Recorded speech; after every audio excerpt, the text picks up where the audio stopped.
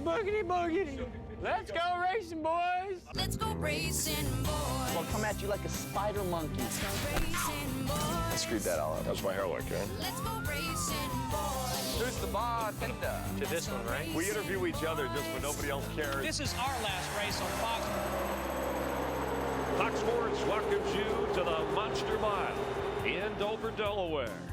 And it's been a tough 12-race stretch for the former champions. Today, will Dale Earnhardt Jr. pull into victory lane for the first time in 74 races? Who will catch the 23-year-old points leader Kyle Busch? The answer is 400 miles away.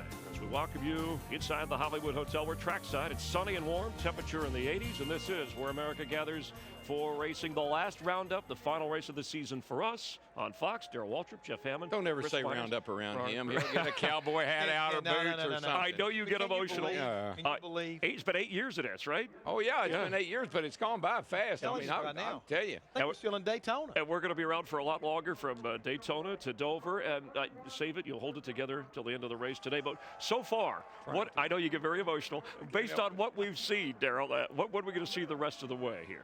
Well, I wish we were here to see if Dale Jr., when he wins, or when Jeff Gordon wins, or when Tony Stewart wins. Those are three huge stories. And then I got to think that this new car, they got to do something to this new car before too long to get these drivers a little bit happier with it.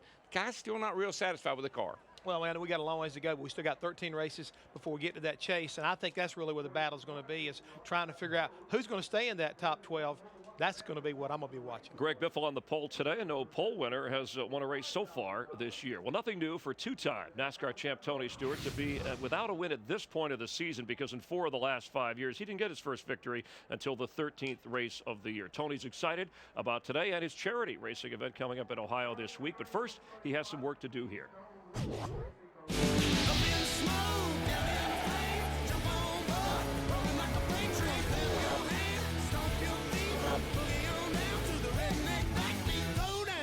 Tony joining us live from down on the track. Tony, we appreciate it. I know the focus on winning and today's race, but people interested in your next contract here. What's going to be the most important thing for you, whether it's with Gibb Racing or somewhere else? I just appreciate you bringing up the fact that I haven't won this year. I mean, I appreciate you checking on those important stats that everybody really wants to know about and reminds everybody that I haven't won a race well, yet. People shouldn't panic. You're a little bit of a late starter, a late bloomer. I'm a late bloomer. We're aware of that, yeah. So what about your contract for next year? What can you tell us before? I'm so busy trying to win a race right now, I can't even concentrate on trying to do anything else. I mean, when people like you bring that up, I got to focus even that much harder on trying to win races, so I can not be introduced that way.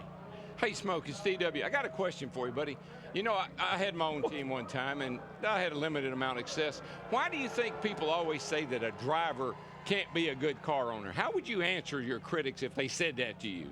Well, I'm an owner in the World of Outlaw Series in USAC with, the midget sprints and Silver Crown cars on that side. So I don't know. It's, I think there's pluses and minuses to having drivers as car owners. I think, we obviously see it from the driver's standpoint, but, there's more to being a car owner than being a driver. It's, you've got to understand the business side of it. You have to understand the people side of it, and that's something that as drivers we're not really trained to do. We're trained to feel the race car and concentrate on the race car, whereas a car owner you have to worry more about the people that you have underneath you than worrying about necessarily what the feel of the car is for a particular day. So do you feel like you maybe are prepared to tackle something like that?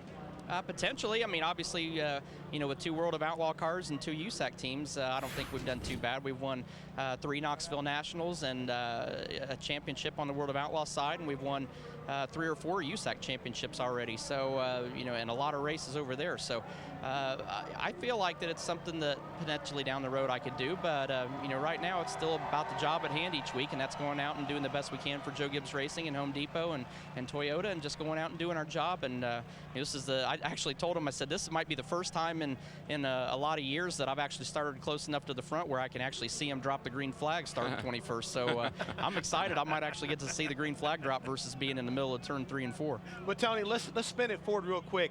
The Dream is coming up this week. Have you already checked the weather? I mean, are you excited about this upcoming week? I'm very excited. It's it's such an honor to have all these guys: Jimmy Johnson, Jeff Gordon, Casey Kane, Ryan Newman.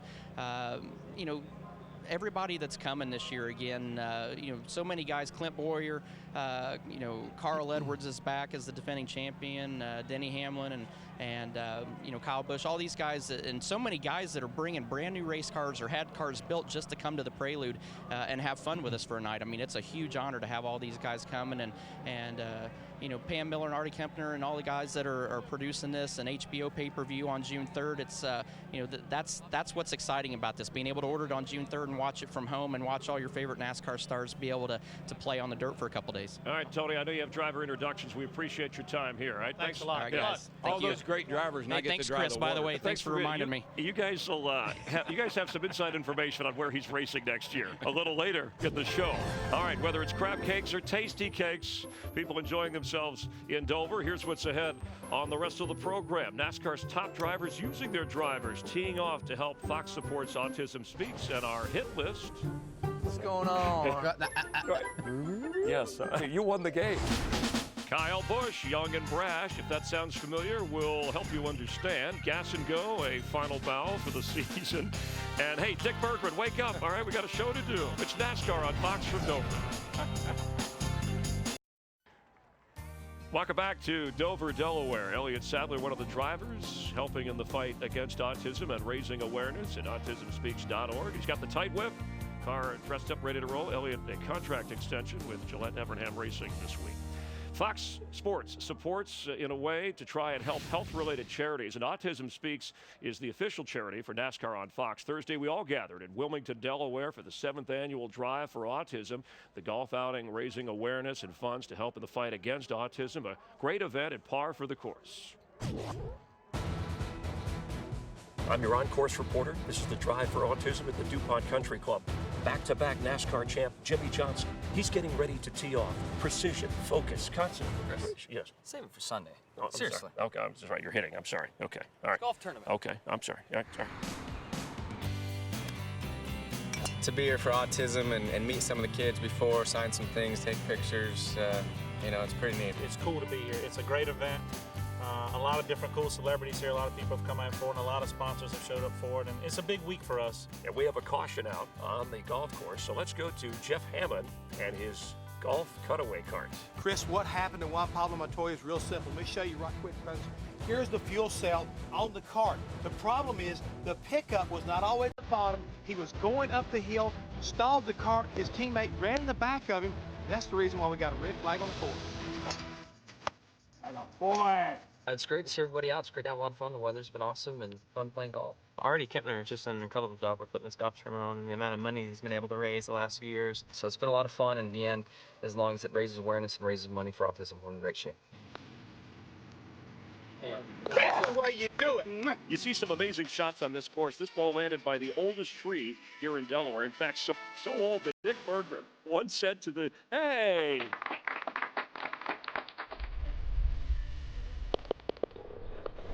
everybody had a good time. And David Hill, our boss with the Fox Supports program, first year where we link a sport with a particular charity, and obviously autism with NASCAR. We'll do it for Major League Baseball, the NFL on Fox. It was great to have you guys out there and drivers helping out. Chris, Yes, athletes, all athletes are blessed. We're so blessed to be able to do what we do. And you know why we're able to do it? Because of fans. And fans are a part of our community. And in that community are people that need help. And I think it's part of an athlete's responsibility to step up and give back to the people that are actually helping pay his salary. Very well said, and at the same time, it's a lot of fun to do. It is. Yeah. We had a ball, man. Our director, Artie Kempner's wife, Marcy, helping to drive the event every year as well. And we invite you to play AT&T's Fantasy Racing Challenge. Text the car number that you think will win at 2258. You can play all season long, maybe win $31,000 or other great prizes. We're counting it down to the start of the 400-mile race here on Fox from Dover. And Jimmy Johnson, back-to-back champ. Clint Boyer, part of Richard Childress Racing. Casey Kane comes in on a roll.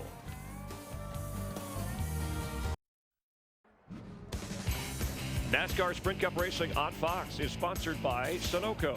From NASCAR to your car, Sunoco, it's what's inside. By McDonald's, come taste the new Southern-style chicken sandwich. By E-Trade. And by the people who make one-touch products. More power to you. The way Daryl and Jeff have traveled this year through the AutoZone pit zone, it might have seemed more like the Twilight Zone with numerous dimensions. And we know Jeff Hammond doesn't know the meaning of the word fear. In fact, he doesn't know the meaning of a lot of words. What? But he is the crew chief of the Hollywood Hotel. He's got his dictionary.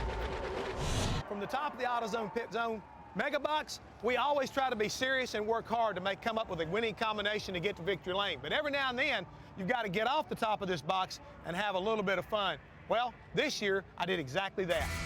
My desperado buddy here. You know. The tanning salon called. They found your robe, by the way. You're qualified. Cleaner parts. Oh. Really good. Fantastic. Somebody get to hit you. I love to watch. Making that water dance. Lord, just don't take me now. Please. He was. Hey. You ain't John Wayne, dude. I know I'm not, but I sure would like to be. Well, okay, Pilgrim. And, you know, Daryl, he's such an easy target. You've worked with him a lot of years. You know, the thing I like about him is he's always doing something that you don't expect, and he's never doing anything that you do expect. That's what I love about him. Oh, yeah, really? Yeah. You can ask Jeff a lot more questions. Ask the pros. Go by the Home Depot at foxsports.com. You can also talk to Tony Stewart. Remind him that he hasn't won a race this year. Talk to his crew chief about Greg Zipadelli. Oh, look, they like that. Go to foxsports.com/ask the pros. Yeah, I have plenty of time. Write me. Recently, Dale Earnhardt Jr. was asked about the history of the bad boys in NASCAR, and he mentioned his father, the Intimidator. He didn't quite put our Darrell Waltrip in that group, but he did say Kyle Busch seems to be enjoying the role. Kyle, like DW, regardless of age, knows how to race, knows how to win, knows how to talk. I'm a Kyle Busch fan. Is it because he reminds you of a young Daryl Waltrip? Well, Daryl was a controversial person. He had got his name by harassing his other driver friends. Here comes Rowdy Busch. There are no friends in the garage. He won't even talk to his brother anymore. These cars are a little jumpier than the cars that are old. Let's not beat around the bush. They all drive like junk. And I want to win 15 races this year. Lesser experienced drivers sometimes cause problems. If he wants to play those games, he's going to get hurt. Daryl was a very colorful addition. Ain't you got anything to say? You don't have to get bossy. Yankees are all alike. Kyle plays it up. Two cars got together, and, unfortunately, it was Dale Earnhardt Jr. Wow. Doesn't mind showing his character. You're going to probably be the most hated man in the junior nation. Daryl certainly had half the people loved him and half of them didn't. When he go down Interstate 77 in Charlotte, they boo him. Kyle goes out and bows to the crowd when they boo. You're not bragging if you can back it up. Daryl could, and so can Kyle. Kyle Busch starts third, and he has yet to win here. Look at the numbers with Daryl and Kyle, the comparisons. Of course, championships, that's the important thing, Daryl. How about this? I mean, he's 23, Dale Earnhardt Jr. is 33. Who has a better chance of winning a championship, or who wins one sooner? Well, I just like Kyle's chances. Here's the thing you got to have. To win races and championships, got to have a fast car. He's got a fast car. And you I like also that. got to have a little bit of an attitude. I think he's got it all. How's he able to hold that up with other drivers out on the track? Again, Results. Chris, again, that helps, right there. I have to say this. You weren't necessarily trying to win a popularity contest when you started driving. I mean, not that you were trying to pick enemies. Just like him, he has fun. I had fun. I enjoyed my role. Right. There was good guys, there were bad guys. I just happened to be the bad guy. So he loved poking the bear. Right. Didn't he once challenge people to a fight at a Walmart? No, a Kmart. Kmart. Okay. That was taken out of context. Okay. I would have had a lot more friends if I hadn't worked for him. Yeah. Problem is, Daryl didn't show up, but Hammond was ready to take out anybody. That's how they do it on this show. You with always this had me, program. though. That's I know. one Always had you know. We're getting you ready for those famous words in racing. Gentlemen, print your boarding passes. But first, there is 400 miles, 400 laps. It's a sunny day in Dover.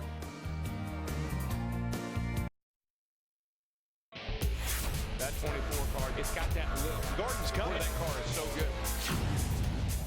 This the 13th race of the season, so the halfway point to the chase for the Sprint Cup Championship. Top 12 drivers are in. Kyle Busch, your points leader. Junior has led the most laps of any driver who has yet to win. David Reagan on the fringe, 13th in points. Time now for Gas and Go, the final one of the year. It's an all prediction Gas and Go. No one knows the contents of these questions. Yes, it is. Nor do they care about the answers. All right. You think I look intelligent? Daryl, we have a clock here. Oh, soothsayer from this. Franklin, Tennessee. Yeah. Daryl. No.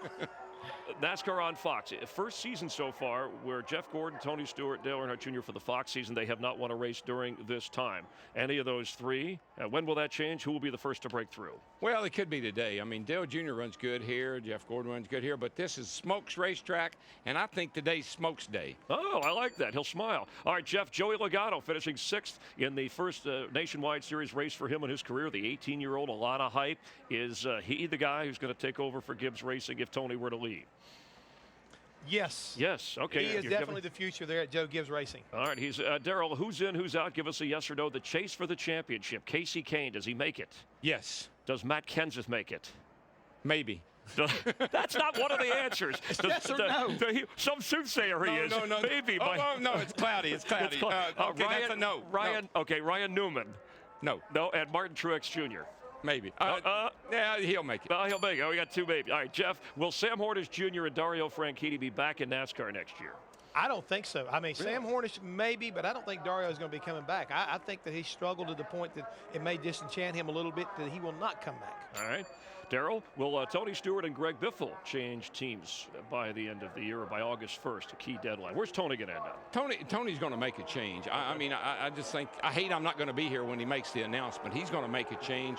Greg Biffle, I think he's pretty well locked into where he is. Mainly because he's been there for 11 years. I don't think he really wants to go anywhere. The one thing I'm hearing about Tony Stewart is he's not saying, I want to stay at Gibbs. So that should be a good indication. I meant to ask him what car number he was going to be.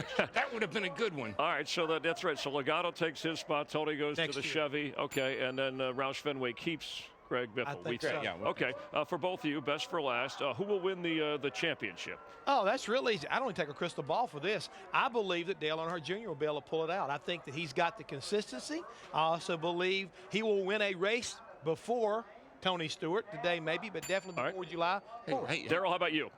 I have the answer right here on my little card. Kyle Busch, 18. Is it cognac or cognac? No, you'll have cognac later. Karnak, the Magnificent. 18. All right. All right, Chris, you keep asking us, who do you think, with your professional knowledge, will wind up being? You want to wear my hat?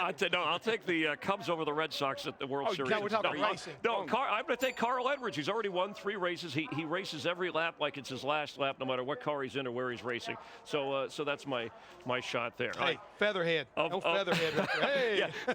Daryl, I must say you look a little better in that hat than any of us do with our predictions. I think I look charming. And Daryl, the effect of drivers changing places there'll be some sponsors, major shifting of sponsors as well. Yes. Maybe. Okay, that's it. You got to realize right now UPS is looking for a place to go. Yeah. Don't be surprised you Chris, don't see him with Tony. This is going to be the more changes. When we get to Daytona in February, you watch. There'll be more changes, drivers, crew chiefs, sponsors than we've ever seen before. And what's the deadline, Daryl, even for next year? They have to, by August 1st, September 1st, as far as? August the 15th. Oh, It's my anniversary. All right, Daryl. Daryl's going to have. In fact, he'll give report cards on all the racing teams during the race with Larry McReynolds. You're heading up to the play-by-play booth. Have fun. Thanks for a great year as always and being a good sport with. Take that hat with you. I'll just keep this. Take the hat. Might come in handy over at Opryland somewhere. Hey, it's been fun. We're counting it out to the start of the race here at the Monster Mile. Last Dover win, by the way, by a Joe Gibbs racer, Tony Stewart, in 2000. That deserves a wow.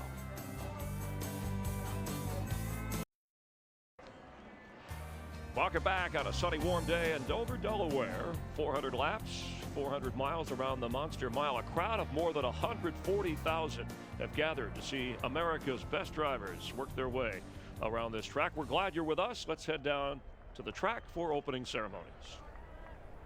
Race fans, please rise. Joining me here on the stage from the Military District of Washington are the Armed Forces Color Guard.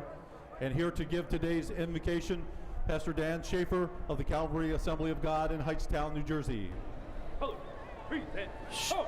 Shall we pray? Almighty God, we are so proud to be here at Dover International Speedway for this great race.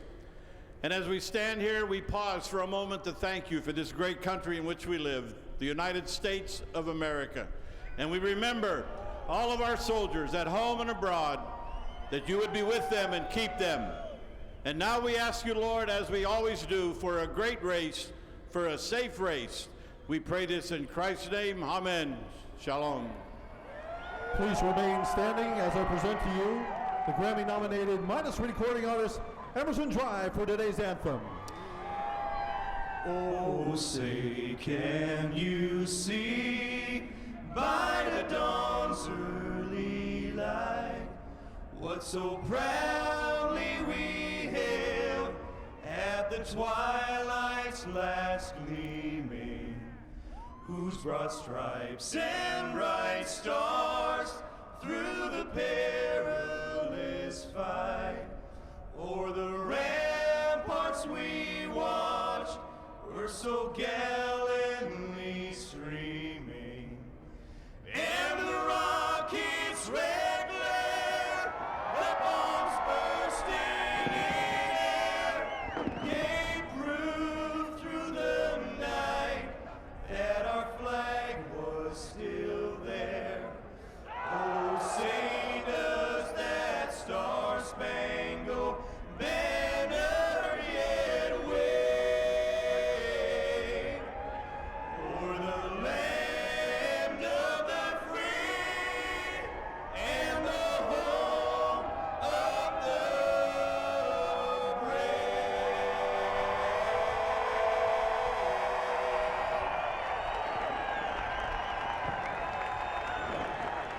Special thoughts and prayers for Julie Weinstein and her family, member of the Fox family, the loss of her father, John Gordon, this week. A good man, served his country in the military. And the family of Jim Mowry, one of our associate directors in Los Angeles, lost to battle with cancer. Simply one of the best at what he did.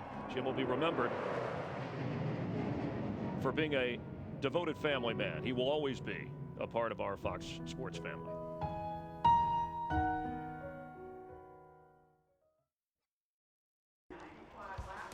Drivers getting ready to race here at Dover. Earlier they chatted with us, our final hit list of the season for NASCAR on Fox.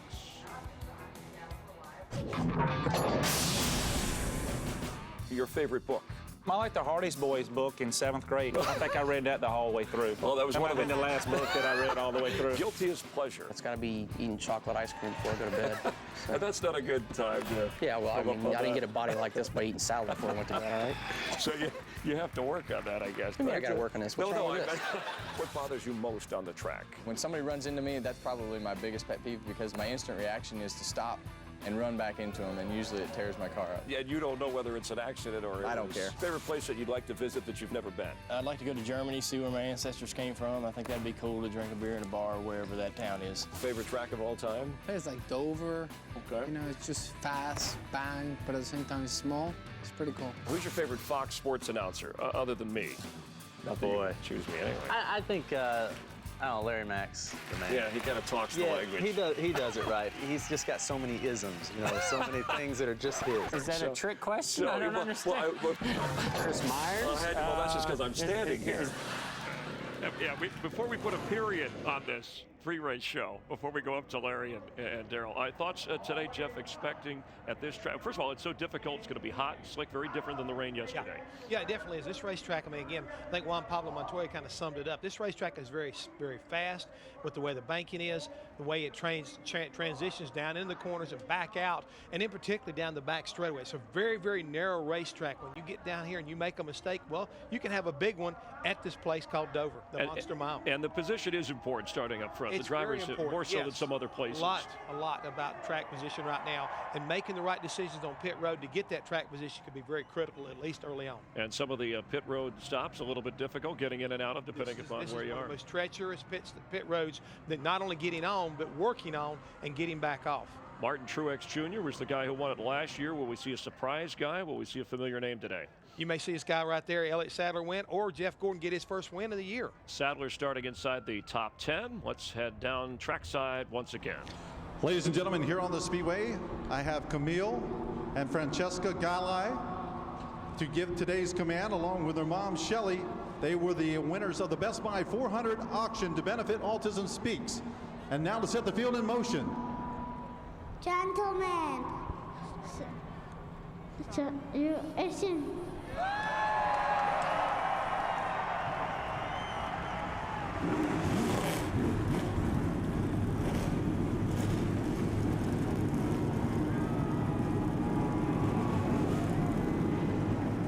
Top 4 qualifiers for today's race. All different makes. Chevrolet has won 3 of the last 10 Dover races, and we're getting ready to crank this thing up.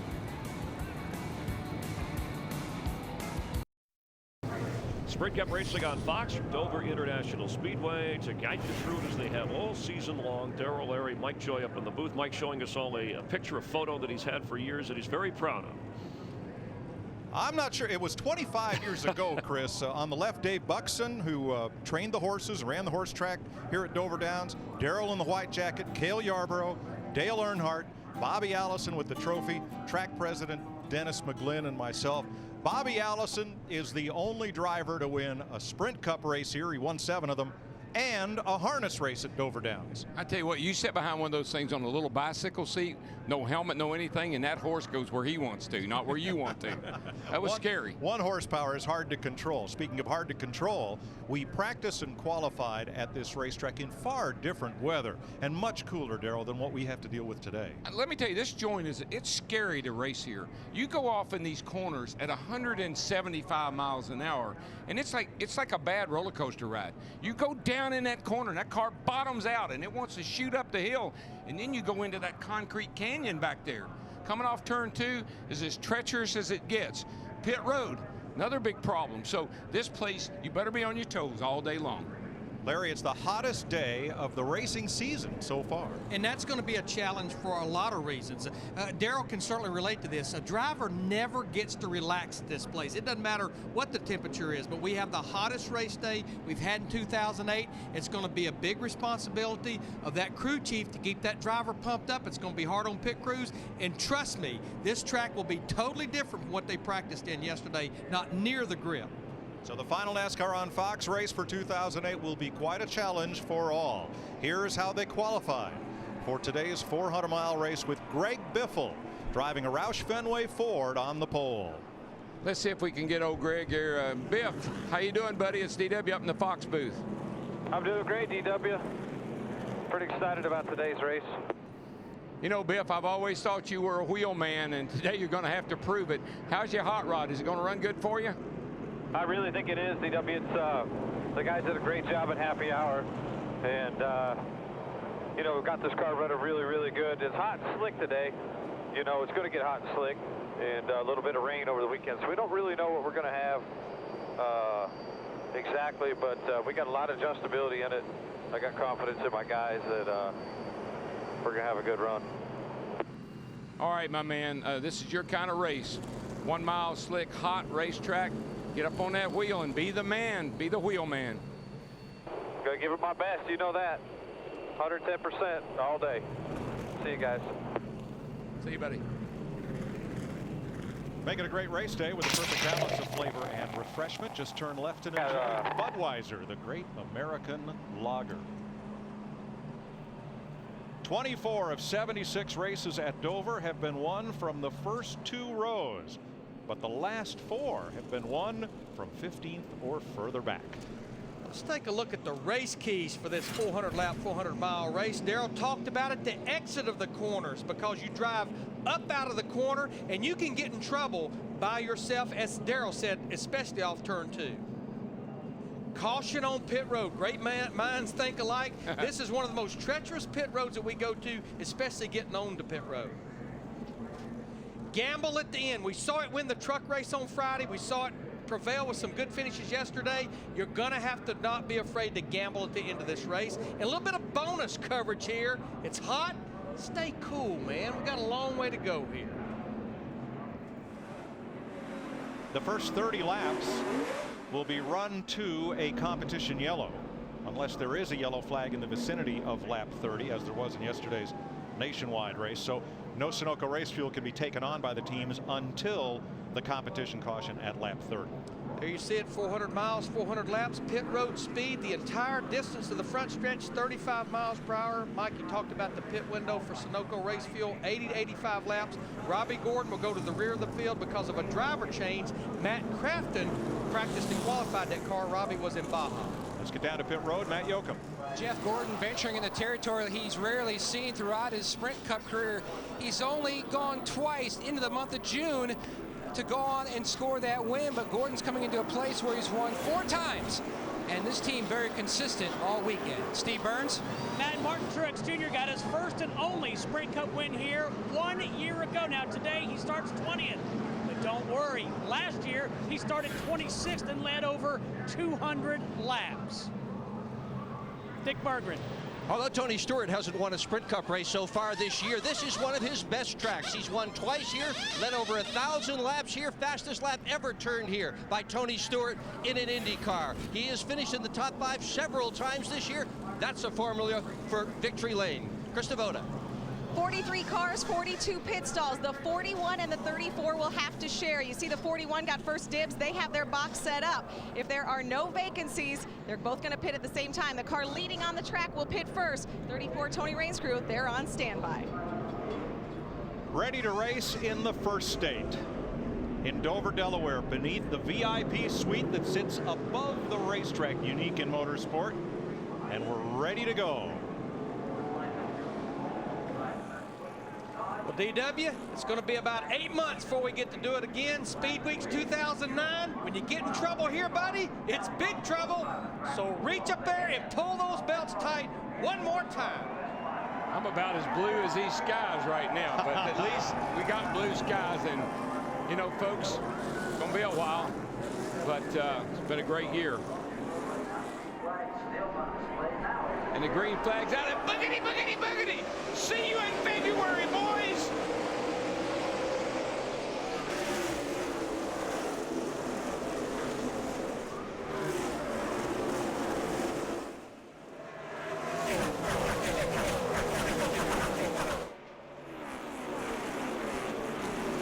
Kurt Busch had the measure of pole sitter Greg Biffle in the middle of turn 2, but got wide and had to lift on exit. Biffle will lead the first lap. He just about got in trouble off turn 2 on lap 1. That's a tough corner, man, I tell you. This track is very symmetrical, but turn 2, I think it's really an optical illusion. Come off that corner, you don't look like you got enough room to make it down through there. Well, I know our top 7 or 8 are single file, but it's a wad of cars behind those boys. And that's what you're going to hear. I'm all over the track early, but the track will come in, the car will get better, and you got to hang on to this thing right now because you got your hands full at this point in the race. Newman One in the wall, 96 in the wall, turn 2, I guess it was. Looked like he bounced off, he got going. J.J. Yaley. Mike, low air pressure, no grip in the car, no grip in the track. You got your hands full, man, just hanging on to this bad boy, let alone racing somebody. Second place changes hands. Jimmy Johnson underneath Kurt Busch. Fastest car both practices on Friday and Saturday. That 48 car looks prime today. Yeah, when you look at the way they ran at Lowe's Motor Speedway, even though they had the engine problem, it looks like that 48 car, Jimmy Johnson, they're getting on track. Let's show you what happened first to J.J. Yaley down in turns 1 and 2. On the right of your screen, the 96 on the outside. Brushed the wall. And now here's Kurt Busch on the opening lap out of turn 2. Got up high. There's not a lot of grip up there, and he had to get out of the throttles, keep it out of the fence. Kurt has now dropped to 4th. His younger brother Kyle has passed him, and here comes Jeff Gordon. Yeah, that looking for the 4th spot. Car's not good, Mike. Looks like it must be real loose with him. And I think this is a car that we're going to pay close attention to all day long. Jeff Gordon in the 24. He obviously qualified well. He was good in both practices, but we've seen that several times this year. Can they close the deal on race day? Well, here's what we know. He may not run very good, but he'll probably finish pretty good. Yes, sir. They've been doing a pretty good job of taking cars that weren't great and getting good finishes out of them. All these guys been back there racing. Oh, Greg Biffle in 16 car. You talked to him there under the pace laps. He's jumped out to almost a 2-second lead over Jimmy Johnson in the 48. 6th place battle here. Now Jamie McMurray has been diamonding the track down in 1 and 2, as Vickers does now. Sweeps up high, cuts it back down low, and comes off the corner. That's kind of a sign of a tight car. Drive it in, it wants to run up the hill a little bit, let it go, and then turn and gas it. Rudiman's got trouble. He was in the wall at turn 2 briefly. Let's see what happened to him. Yeah, Didn't get any damage, though. The right side of the car is pretty clean. He and Kenny Wallace, or excuse me, Joe Nemechek side by side. Oh, my. Whoa. What a great save. Here's what Jeff Burton saw. And you know, we say this over and over again. Inside, 5 inside. But this car will just do that. You can save this car, which is amazing. But Daryl, remember, that little save, as you mentioned, was at over 175, almost 180 miles per hour. Oh, yeah. Look at the lead. Greg Biffle has opened up on Jimmy Johnson. But Mike, we have seen this a lot this year out of this 16 car. They've got a fast car. They've just had a tough time getting to the end. That's what's had Greg Biffle discouraged, is keeping the wheels on this thing for 400 laps today. Literally. Literally. Biffle the leader, Jimmy Johnson second. Here's Kyle Busch, 3 seconds behind the leader. Steve. Mike, early in, Kyle Busch saying no forward drive off, and I'm loose with the back of the car. And I just think that's a product of what we talked about. You can see how loose he was off turn 4. These guys have a totally different racetrack today than what they had yesterday when they were trying to get these things ready to race. But the 2 guys that can handle cars like that are running first and second. Right. They don't mind them kicking out a little bit or being a little bit loose. They'll wheel them first and third, actually. 6th place switches hands again. Vickers goes back in front of McMurray, who had passed him a couple of laps ago. Sure be nice to see that McMurray have a good run today. He's really kind of been up and down all year long. Be good to have a great run if he could. He likes this racetrack, Daryl. A couple of years ago, he led nearly 100 laps here and finished second.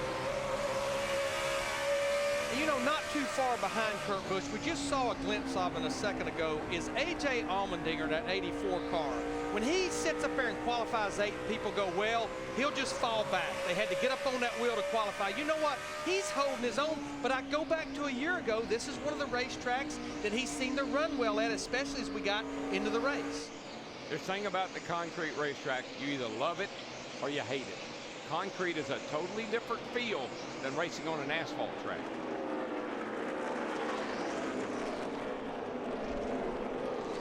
Greg Biffle has opened up a lead now of 2, make it 3 seconds on Jimmy Johnson. Matt?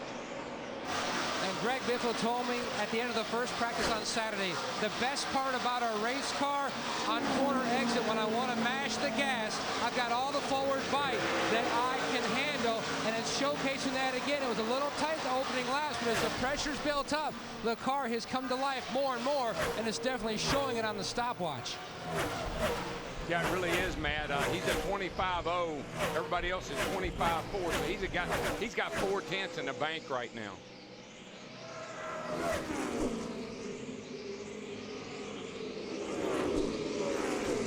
That's Digger on the inside of turn number 3. He's just peeking out a little bit. It's early.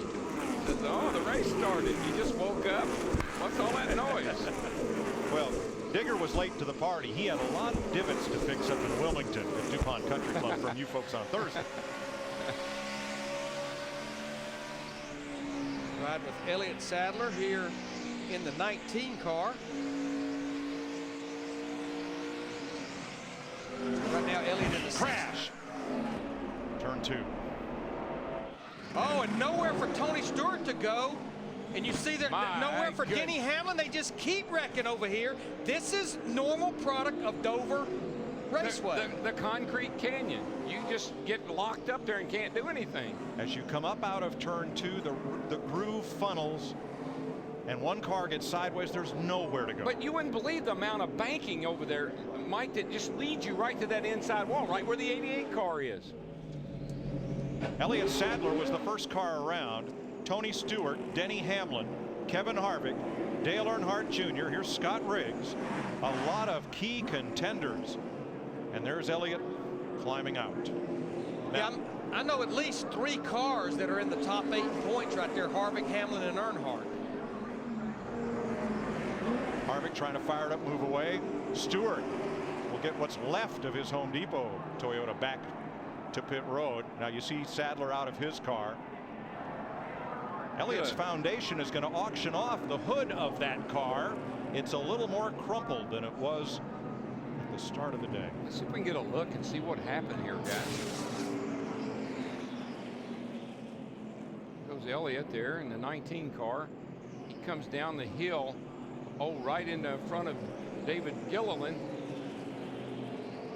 Get another look at it, but I didn't see that David Gilliland did anything wrong. He was right on the bottom of the racetrack. Oh my gosh. Hamlin came flying in there. Absolutely. Bill Elliott in the 21. You know, when you come under that, when you come out of turn 2 back there, Mike, under that bridge, down low, it's pretty hard for the spotters to see that point on the racetrack.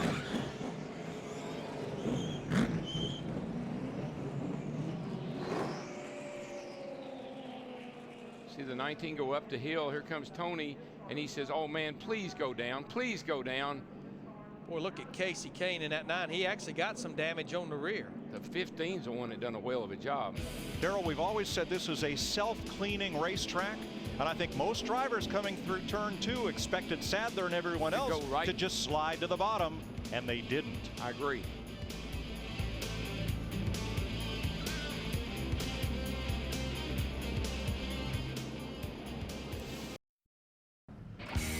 NASCAR Sprint Cup Racing on Fox is sponsored by DirecTV. If you call yourself a sports fan, you gotta get DirecTV. By the auto parts experts at AutoZone. Get in the zone. AutoZone. By the Chevy Memorial Day Sale. And by Sprint, proud sponsor of the 2008 NASCAR Sprint Cup Series. Speed is beautiful. As they came off turn 2, Elliott Sadler got down into David Gilliland. Sadler spun up and hit the wall, collected Tony Stewart, who was in the garage, along with Dale Earnhardt Jr. Denny Hamlin's 11 comes flying in there. That's the one. And it's on. That's the one I don't understand. I mean, we were riding with Dale Jr., who was in front of Hamlin. Dale Jr. gets wound up, and here comes Hamlin just out of nowhere.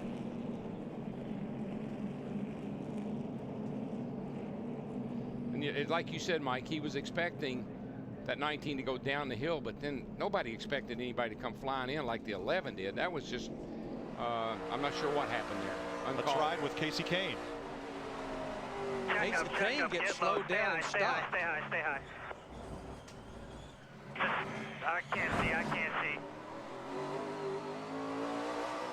Did you get in here? And now Dale Earnhardt Jr. 19's up against the wall there. Junior is slowed down. He's going to ease right through this opening right here. And about that time, unbelievable. See, Junior gets slowed down. Denny Hamlin is well behind him. Yeah. He comes in there full bore. No real good excuse for that. All clear. Looking low, inside bumper, inside.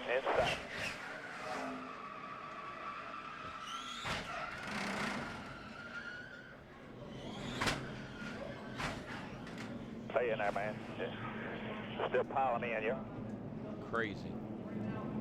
That's it. How many in the All-Star race in Charlotte? Elliott got clipped and turned around, wrecked.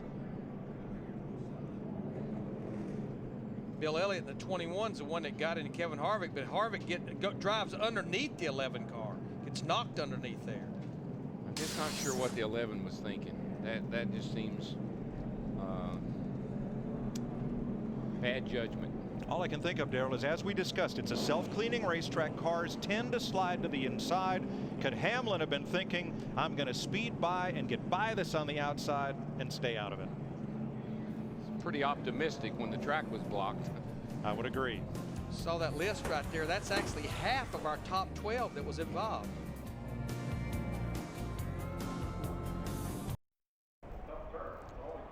Elliott Sadler gets a ride back to the motor coach.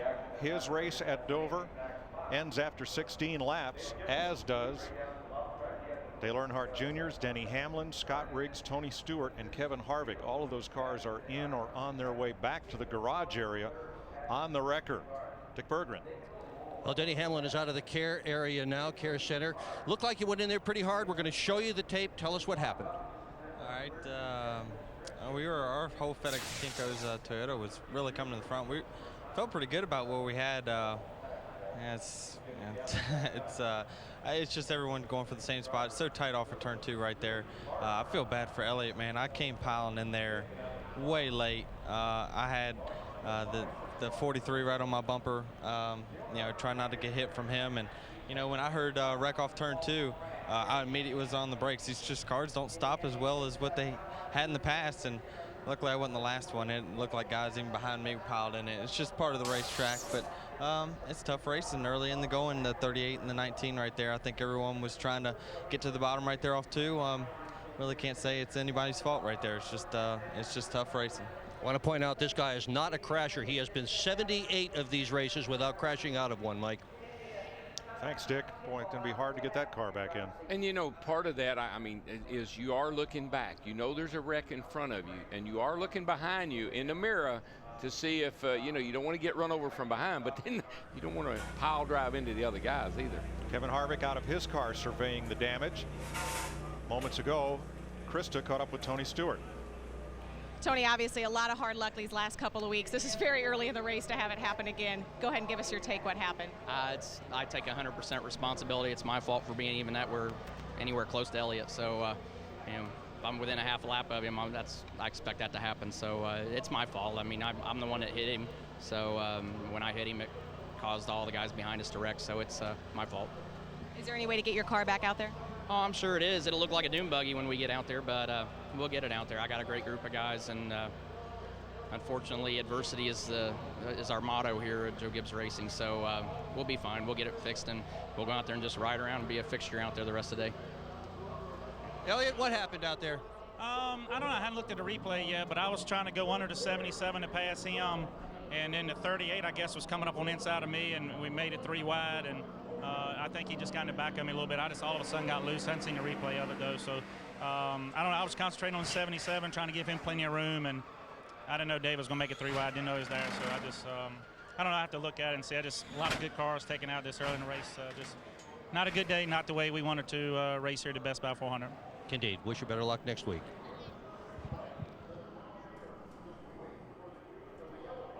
Dale Earnhardt Jr.'s Chevrolet being hauled off behind the wrecker.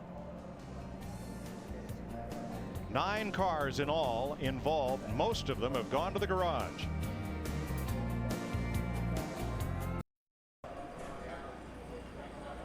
Hard at work in the garage area, trying to figure out the parts and pieces that will be needed to get these cars repaired and back on the racetrack.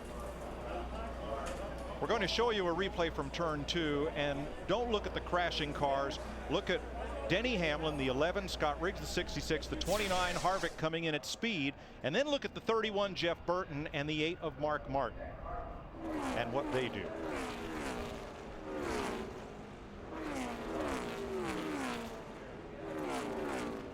Comes Hamlin, and that group still at a pretty good clip. And look at Mark Martin. He doesn't stop, but he slows down significantly in that Army car. Well, he had much more time to react, perhaps, than that group in front. And his spotter had much more time to react. But let me just say this as a driver. When you are in the middle of 1 and 2 and you get back in the gas wide open, when you have to get around that corner pretty far before you can see what's up that narrow back straightaway. So you're coming with a really hard head of steam, and all of a sudden, these cars do not stop at 160 miles an hour on a dime. And Mike, this early in the race, you see all these cars in the garage area. Now, again, we're under the red flag condition. All the crews can do is make a plan and preparation. But I would say, other than maybe the 19 car, you will probably see every one of these race cars try to get back out on that racetrack, because remember, every position you better yourself, especially at the back of the field, is 3 Sprint Cup Series points, and that's pretty critical and pretty important. Well, if you look at being in or out of the top 35, right now it's 3 points. Here are the drivers involved in the crash. You saw Casey Kane able to continue, along with Boyer, Menard, Labonte still on the racetrack, but most of these cars have gone to the garage area. Well, as we're halfway in the race to the chase for 2008, a good time to take a look back on NASCAR's safety adaptations and advances. Here's Jeff Hammond with today's State Farm Safety Report. Safety is always a priority when it comes to NASCAR. From roof flaps to safer barriers, helmets and Hans devices, onboard fire extinguishers, all of these things, all of these features are very much important when it comes to NASCAR. But at Texas earlier this season during a qualifying session, Michael McDowell put all of this stuff and many, many more to the ultimate test.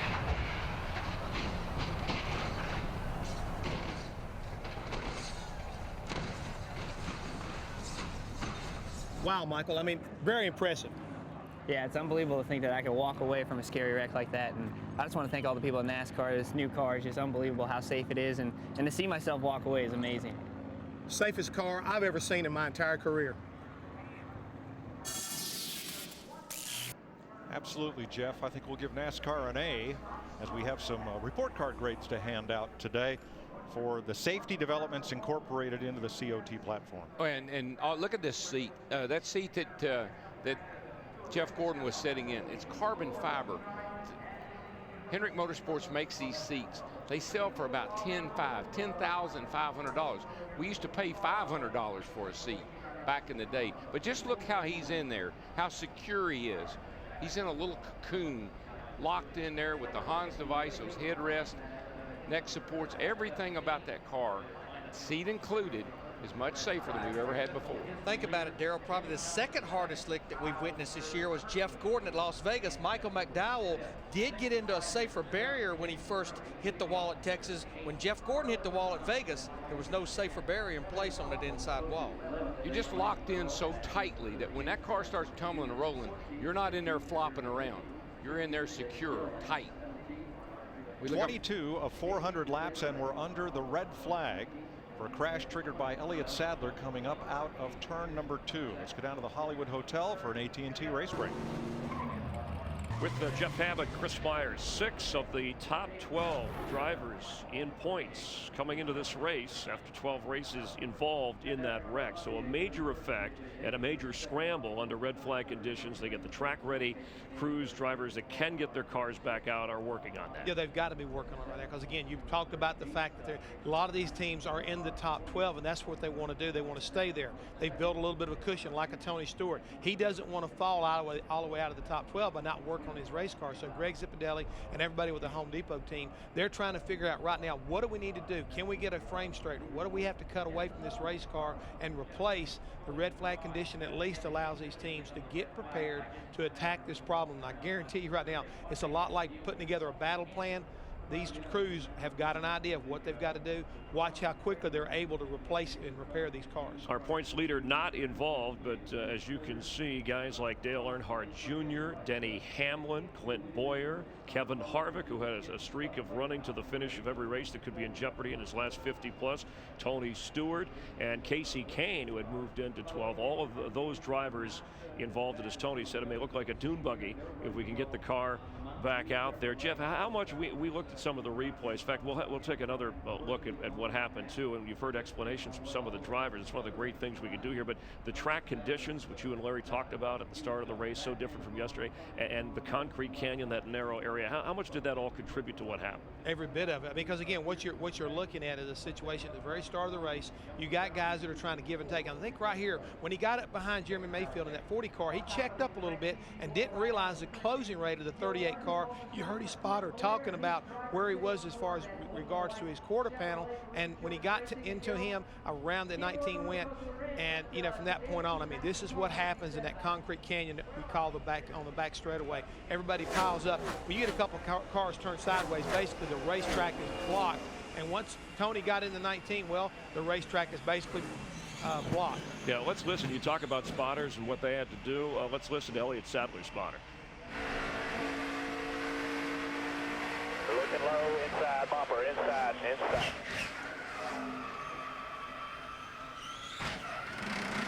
And yeah, you have to worry about what's in front already. 18 laps in, whatever, with the wind chill looking the way that it was. You're right. And physically, all the drivers are okay, which is amazing. But I thought it was interesting what Denny Hamlin was saying about these cars not stopping as quickly, because he tried to hit the brakes right away and wasn't able to do that. Well, again, you know, you're still talking about a green racetrack. A racetrack's got probably a little bit of that fine dust on it. It doesn't want to get the grip coming up off the corner. A lot of times you have to take a few laps to get a racetrack kind of cleaned off. And then you got Brett Griffith, who's a 19 spotter, telling Elliott what was going on. But again, I think he was looking at the 40 car, you know, really worried about that, and that kind of like contributed to all of this. And the end result is we got a lot of torn up race cars. At least 11 cars involved. An AT&T race break under red flag conditions at Dover. Here are the top 4 car numbers picked by our viewers to win today's race. DW, let's see if we can get a word with the third place car. Kyle Busch, DW, you got a copy, buddy? Got you, DW. Buddy, you see what happened over there? I didn't get to see it, but looks like a big mess. Sorry to see the JGR cars, Tony and Denny in that mess, and you know, Elliott Sadler and Junior. I'm sure those guys weren't expecting nothing like that today. Buddy, is the track, has it got any grip in it, or is it dirty, or is that an issue? I think it's just a product of what we're driving here. Just real slick and not a lot of grip out here. Cars don't adhere to the racetrack very well, so we'll just keep trying to work on it, keep trying to make it better, but it's real slick out here. All right, bud, I'll let you go. This is your competition caution, so I'm sure you got work to do. Talk to you later. Yes, sir. Thank you. Kyle Busch has run third for about half of the 18 or so laps we completed before the caution flag came out for Elliott Sadler's multi-car crash in turn 2. Krista. Down here in the 88 garage stall, Dale Jr. he was out for a while surveying the damage. He has since climbed back in his car, the helmet on. When the red flag was lifted, the crew began working feverishly. The biggest issue they have down here, the front splitter. Jr. was wedged on the track. It was almost like he acted as a wedge. When he got hit from behind, his car got squashed underneath. So the front splitter is dangling on the race car. So, and here's the pit stops. Pit road is open. Clint Boyer has left after repairs to his car. Casey Kane, Bill Elliott still there. Steve. And Mike, just to follow up on what DW was talking to Kyle Busch about, when that caution came out prior to the red flag, Kyle Busch said, I have no grip, no forward bite, nothing in this race car right now. What they're going to do, Mike, is adjust with air pressures. Matt Yoakum. Later, Greg Biffle at the top of your screen. His crew chief, Greg Irwin, warned him there's a lot of speedy dry near the exit of pit road. Be cautious when you leave. A lot of debate back and forth. His car a tick on the tight side, right side tires only. He's away. Johnson in the 48 was loose. And I'm really not surprised to see these guys go with just 2 right side tires, because the left sides have been looking good. The right sides is what they really want to get a look at. The red flag lifted, 23 laps complete in the Best Buy 400, benefiting student clubs for Autism Speeds. You're watching NASCAR on Fox. 36 cars on the lead lap, ready for our Claret and Clear to Drive restart. Live Claret and Clear indoors and out. Mike McDowell stayed on track to lead 1 lap during that caution period. Otherwise, it's been all Greg Biffle as we get set for green. The top 7 cars from Greg Biffle all the way back to Dave Blaney, and the 22 car went with 2 right side tires only. The first car with 4 tires, Jimmy Johnson and Jeff Gordon in the 48 and 24. And Johnson goes right to work on the outside. Dale Earnhardt Jr. back on track after repairs. Yeah, and his car didn't get hit all that hard. He got driven up under another car. They fixed that splitter, so he's going. Meanwhile, Chris Devoda is with Kevin Harvick. That's right, Mike. And it looked like Kevin Harvick was going to be in the clear on that one, and then out of nowhere, were you kind of jolted up out of your seat in the race car? Yeah, I thought I had the thing stopped, but our Shell Pennzoil Chevrolet was going the right direction, making up some ground, and I had it stopped there for that wreck and just got hit from the back. But they'll get it fixed. It's not going to be the prettiest thing, but it'll be fixed. All right, his spirits are good. Kevin Harvick watching his crew continuing to work on the car, and the junkyard that used to be the Dover garage, work continues. Thanks, Krista. Greg Biffle, still your leader. Kyle Busch. Here's Ryan Newman and Carl Edwards for 4th place. These are 2 cars that went with just 2 right side tires. Not surprised to see this 99 car good. He was good in both those practices. Just going back to Kevin Harvick in the 2019, I just believe there's extra incentive to get that car back out on the racetrack. You heard Chris Myers talk about it. 56 races since he had a DNF, but here's even a bigger number. It's been 165 races since Kevin Harvick fell out of a race because of a wreck or an accident. Obviously driving much more responsibly these days. There's Richard Childress with the hammers, trying to beat out the sheet metal, and a little frustration as well. Richard had 2 cars involved in that, as well as Clint Boyer. We did say that Dale Earnhardt Jr. is back out there 10 laps down right now in the 88 car. Yeah, he's at the back of the field, but the car is running good. He's passing cars and moving back through the field, even though he's a number of laps down. Casey Kane with a rent rear quarter panel after that crash. Bobby Labonte also back on track. Labonte lost 2 laps.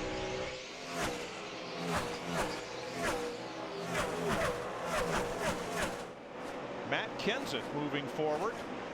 13th position against A.J. Allmendinger. And there's a guy that could really, really capitalize today and get himself back into the chase. He's had some good finishes lately, and this could be a big day for him. Now, wait a minute.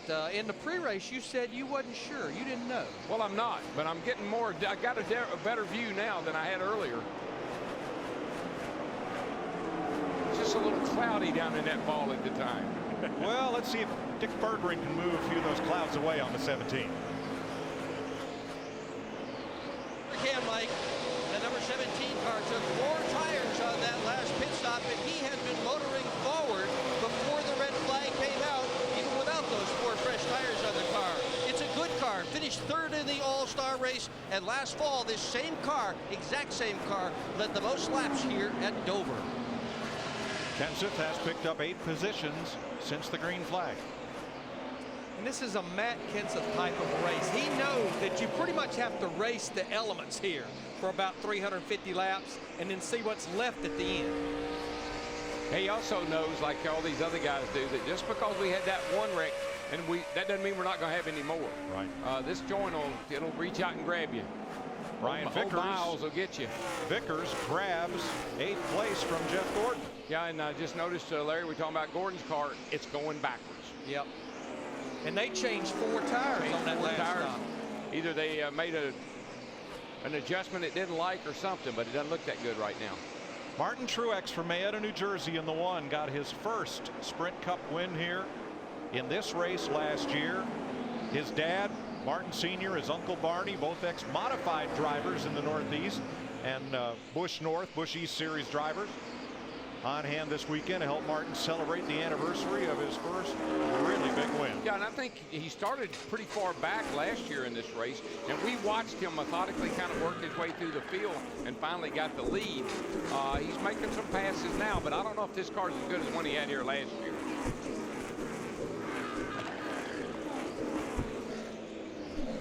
We've got a few report cards to hand out at the end of the Fox semester, or first trimester of NASCAR racing in 2008. We're going to start with Roush Fenway Racing and give them their NASCAR on Fox report card. What kind of trimester you think they've had? What do we say, a B? We did say a B. We did. Yes. And they have cars in the chase. Carl Edwards has won a few races, and I think David Reagan has been a great surprise. And there's the way they are running today. So that's at least a B. You know, and here on exam day, they might just pull that up to a B+. And we stress that grade is for the whole organization. Yeah, if we broke it down to drivers, you would probably have Carl Edwards in the 99 and would get an A or an A+ going to victory lane 3 times. But this is a grade for the entire organization. And Jamie could help that grade a lot today if he should have a good finish here. And there's his teammate Matt Kenseth. We know Matt likes this place.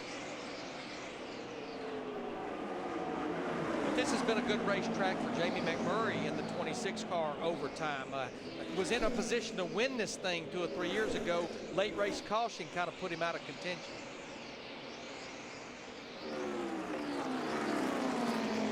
McMurray in the 26th is 10th. Kenseth 11th. Cubs Dodgers this week on Fox Saturday Baseball. Look at those cars. Red Sox.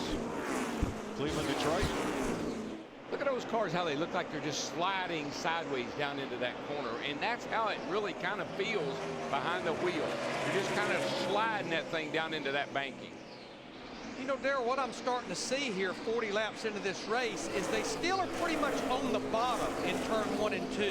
But down in 3 and 4, I'm really starting to see some of the cars, maybe not the guys running at the very front, but they're starting to move up that racetrack and dominant like you were talking about a while ago.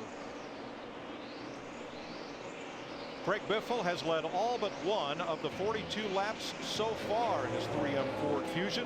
You're watching NASCAR on Fox from Dover.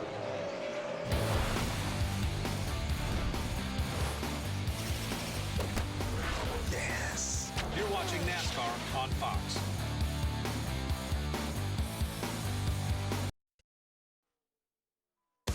NASCAR Sprint Cup Racing on Fox is sponsored by Budweiser. Reach for the perfect balance of flavor and refreshment. Budweiser, the great American lager. 50 laps this time by. Greg Biffle's number 16 leads Kyle Busch and Kurt Busch by 2 seconds as we cross through 50 laps here at Dover. And the Roush are coming. Let's look back in Dover history, brought to you by Ford. Drive One. Last fall here, the Roush Fenway Fords finished 1-2. Carl Edwards got his 3rd win of 2007, and his teammate Greg Biffle finished 2nd. Ford. Drive One. Matt Kenseth has climbed his way up to 9th spot and chasing Jeff Gordon. In fact, he just passed Jeff Gordon for 8th. Jamie McMurray is a car behind Gordon in 10th and also moving toward the front. Yeah, good, everybody. 51 laps complete. Everybody's starting to move up the racetrack, running higher and higher. That tells you that the cars aren't turning that well. If it won't turn in a little circle around the bottom, you go up top, make it a bigger circle, make it help it turn a little bit. Biffle getting in some heavy traffic. That's Michael McDowell just ahead. Trying to keep his Toyota to the bottom of the racetrack as the leader comes around. Be patient now. Doing good, bud. That's pretty good advice with a 2-second lead, especially guys that are fighting, trying to stay on the lead lap or at least be the first car lap down to get the free pass should the caution come out. There's just some guys that word does not, they just don't understand what that means. 3rd place right here. Carl Edwards coming after Kurt Busch. Kristen. Mike, on that stop, Carl Edwards chose to take 2 tires to pick up some track position. They also made a track bar adjustment. The word he used before the stop of describing how his car was, compliant. He said, at this track, that's really all you can ask for. And you know, I think you can get by with changing just 2 tires if you've got a good handling race car like Greg Biffle in the 16, like Carl Edwards. If you've got a bad handling car, 2 tires only is probably going to make it drive worse. If your car is compliant, 2 tires will be okay. You got it. Now he just passed Kurt Busch. That puts Kurt back to 4th place in the Blue Deuce, Matt. Mike, the 2 Penske cars running 4th and 5th. Kurt Busch made a 2-tire change the last time. The car was too free on entry and exit, hoping the 2 tires would help tighten that race car up. And he just gave up that spot to the 99 of Edwards. Boy, you can see how hard it is to get down on the bottom and make a pass, even on somebody you're faster than. Holding that thing on the bottom and accelerating out the corner is tough. Daryl, once again, Jeff Burton, they continue to make believers out of us. We were concerned after qualifying the other day when he qualified 38th. Remember, he comes in here 2nd to points, but I've been watching his lap times. I've been watching him. You see there, he's gained 23 spots. He was just far enough behind that wreck he didn't get involved, and he just cracked the top 15 right now, about a half a lap behind leader Greg Biffle. Yeah, and you know, Brother Mike's not doing too bad either, Larry. He has found his favorite line right up next to the wall, running as high as you possibly can. He's found some grip up there, and he's been able to make some passes. Well, we knew Michael, probably Dale Earnhardt Jr. would be some of the first cars to go to the top because they like running at the top. Right now, Michael is about 7 seconds in front of the leader, Greg Biffle, in the 16.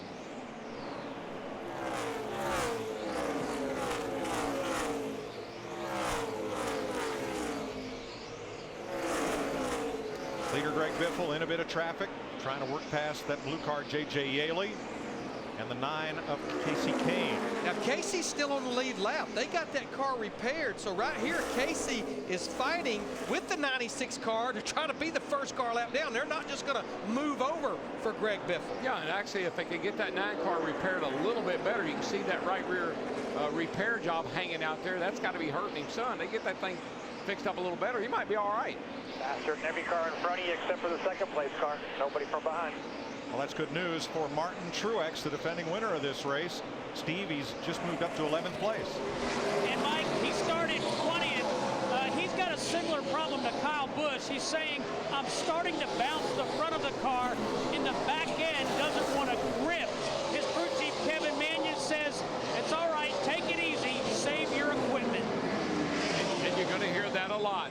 As the cars run on concrete, they chatter. The tires bump like a concrete highway. That flexes the tire more than it would on asphalt. It builds up more air pressure. The tire becomes to the driver feels like a basketball. And I think as we get into this race, these crew chiefs, these teams, they will try to keep dropping the air pressure down a little more, a little more. You don't want to drop it down so much you hurt yourself on the short run.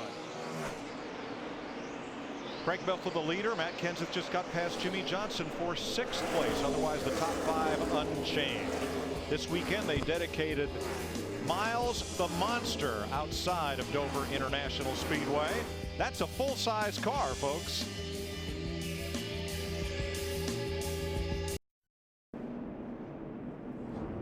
You're looking at Tony Raines, who had a problem in turn 4 and stopped high up in the corner and drew the caution flag.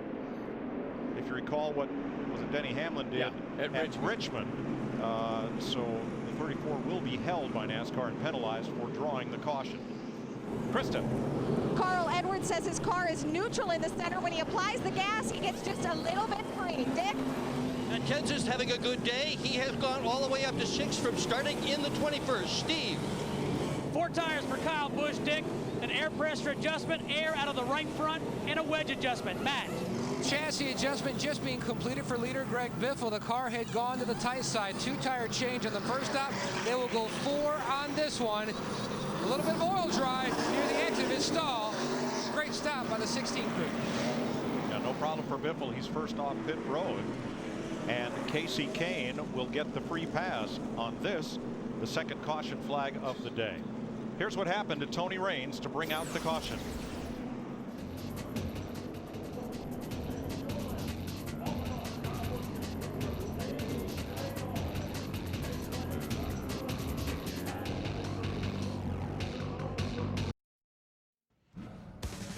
NASCAR Sprint Cup Racing on Fox is sponsored by Applebee's. It's a whole new neighborhood.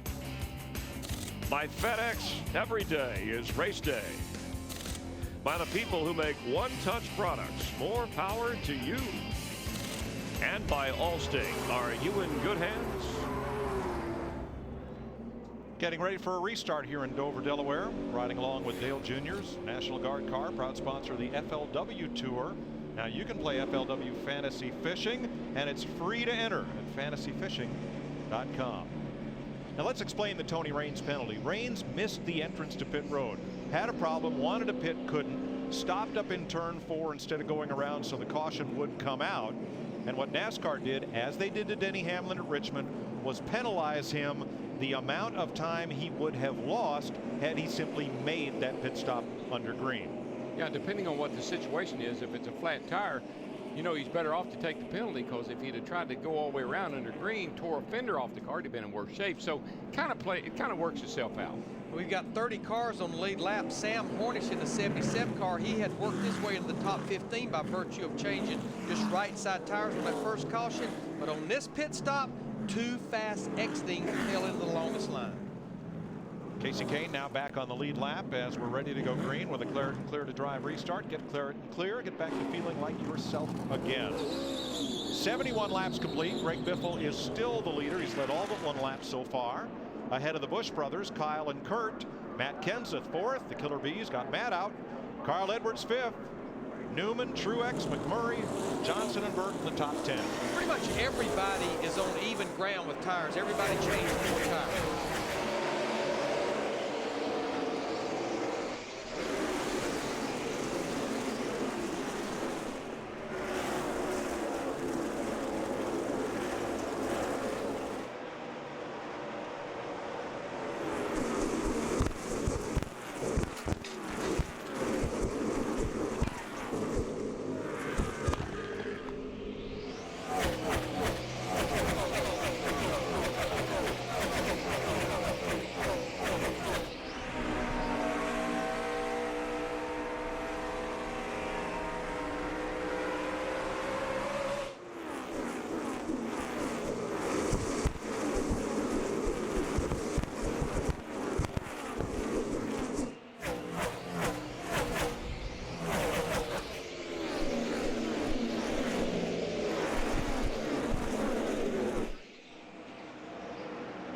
Joe Nemechek in trouble. We are under caution, third caution. That all started because he made a pass on Michael. Michael was up high. They got a little bit of like 3 wide exiting the corner. Joe got up high and got a little bit too loose getting off the corner. I don't believe Michael made any contact with him. Maybe he did. I didn't quite take a look at it. Good bit of damage to the front end of Nemechek's car. Let's see how it happened. Let's see what happens here. Casey Mears, the 5 on the inside. Michael wiggled, got up the racetrack. Yeah, you see him go up the track. Now they're 3 wide here momentarily. Ooh, yeah, they did make contact. I think Joe thought Michael was up the hill a lot further than he was, and he tried to slide right up in front of him. Watch from the right side of your screen. Nemechek cuts under Waltrip. You know what? You talked about 3 points being important. Just outside the top 35 or inside. Michael Waltrip in the 55 is that guy just inside by 3 points. Third caution flag of the day in Dover.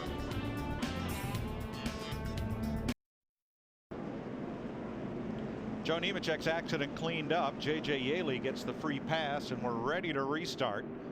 Greg Biffle has led all but one of 77 laps so far. Biffle brings him off turn 4. Kyle Busch, Kurt Busch, Matt Kenseth, Carl Edwards. Green flag. I like Dale Earnhardt Jr., the 88 car strategy. He's 10 laps down. He knows that's going to be hard to even make one of those up. He lagged back behind that big pack of wolves up there in front of him.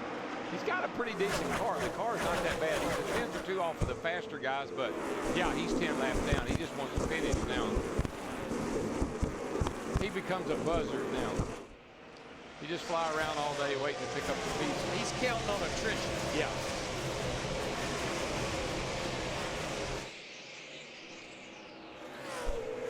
Car high, almost to the wall and one. That was Montoya. Nice save. I think he may have got a little help getting down into turn 1. I don't know exactly what happened. I think he might have got a nerve. Let's see if we can take a look at it. Gilliland. Man. Oh, yeah. Gilliland is just finding a lot of people in his way today. But you know, Montoya, a lot like Jeff Burton, he started back there in the 35th position. He's made his way up to the top 20 with that 42 car. Juan Montoya is not the only Formula One driver in town. David Coulthard, I got to meet him in the garage area this morning. He was amazed at this place. He said, I've just never seen anything like it before. And Scott Speed, who won the truck race on Friday. You think those guys all call each other up and say, man, you ought to see this joint. I'll be right over. The Canadian Grand Prix airs on Fox next Sunday. You'll see Formula One right here.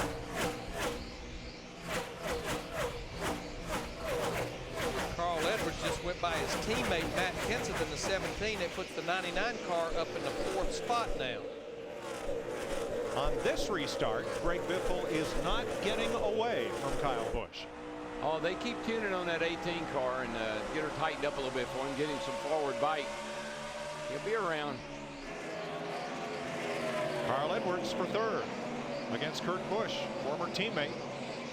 See, I think that's another car, that 2 car that they keep working on. He'll be somebody to got to deal with all day too. And here comes a guy that probably got the best car out there right now, really, is that 17 car. Yeah, right now our top 5 is Roush Fenway versus the Busch brothers right now. Matt just gets around here so good. He made his first Cup start here back in 97 or so. Relief drove for Bill Elliott, or actually drove Bill's car while Bill was away. And he's always run well here, Matt Kenseth. And we talked about him being in 16th in points coming in here. He's 190 points out of 12th. You look at his last 2 seasons. In 2006, he came in here 2nd in points. And last year, he came in here 3rd. And as mentioned, came in here 16th. But Dick Bergman looks like that car is going to move up in points if they can keep it together today. Yeah, indeed, Matt Kenseth has just one top 5 so far this season, but he's having a terrific run today, Larry. And just a few moments ago, he told his crew that the car will turn on a dime and give you 9 cents change. Gosh, that used to be worth something. Used to be worth real money. But I think that's one of the most important elements here. This is a mile racetrack, but you spend 75% of the time in the corners turning. And if that car will turn and rotate, and stay down the racetrack. I know Daryl was talking earlier about these cars moving up the racetrack, but Daryl, as you and I talked earlier in the week, the car that wins the race will probably be the car that can run the bottom. Oh, yeah. Yeah, you got to move around early on, but then when the track really gets right, you want to hang that left wheel on that white line, baby. Steve, Kyle Busch is keeping Greg Biffle firmly in his sights, but his rearview mirror is filling up fast with Carl Edwards. And Mike, you would never know it by listening to Kyle Busch. He just told Steve Addington, I can't get off 2 at all. He said it's almost like I get airborne and then sideways. Well, he does. That's what it looks like. Wow. But what Steve Addington or any crew chief will have to be careful. Yeah, you want to give that car better forward bite. In other words, the rear wheels grip the racetrack when he accelerates, as long as you don't hurt the turning in the middle. Well, that's what I like about this place. Like I said, if you're too tight to run that little circle around the bottom, just move up the hill a little bit and make the circle bigger. Here comes Concrete Carl on the inside, and Kyle Busch just waves him by. Well, you won't see that very often. There'll be a time to race, Daryl. Must be a long way to go yet. Kyle Busch is racing like a man, though, that has a 94-point lead right now. It's the points leader. His crew chief, Steve Addington, great crew chief, and this weekend, a great dad. Steve Burns passed along that Steve's daughter, Ashlyn, graduated high school in Boiling Springs, South Carolina, Friday night. And Friday, Steve was at the racetrack. She phoned her dad 4 times to say, Dad, it's okay. It's going to be all right. You don't need to be here. I know you're working. It's okay.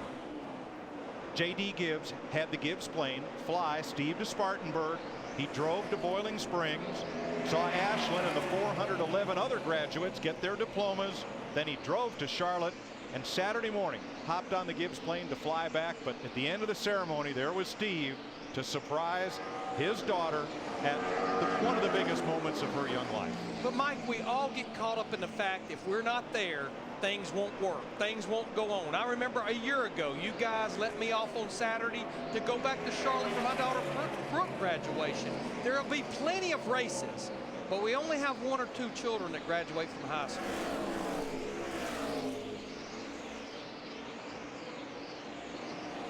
Watching Carl Edwards, Kyle Busch, and Matt Kenseth running 2-3-4.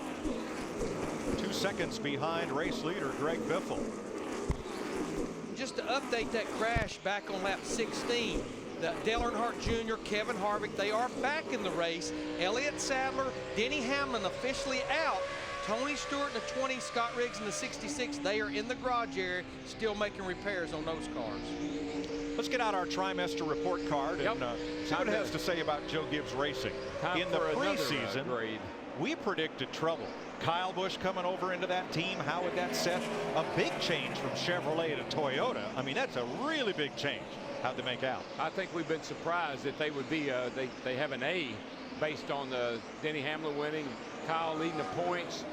Certainly Tony hadn't won yet, but he will. We know that. He's kind of a mid-season on kind of guy. So they've really stepped up with their program, switching to Toyota and really getting a lot out of Kyle. Great program. Once again, those grades are for the entire organization. If it was just on Kyle Busch in 18, we'd go ahead and double promote him, I think. 2 grades? Well, now, you say that about Kyle Busch, but don't laugh. He said that he hasn't talked to Toyota about going to test a Formula 1 car this fall. Exactly. On a weekend off. So talk about double promotion. That's just for fun. I don't think he anticipates making any moves. No time soon. No. He'll try to work that in between his Craftsman truck, his Nationwide car, and a Cup car every now and then. Probably on the same weekend. Greg Biffle has led every lap but one.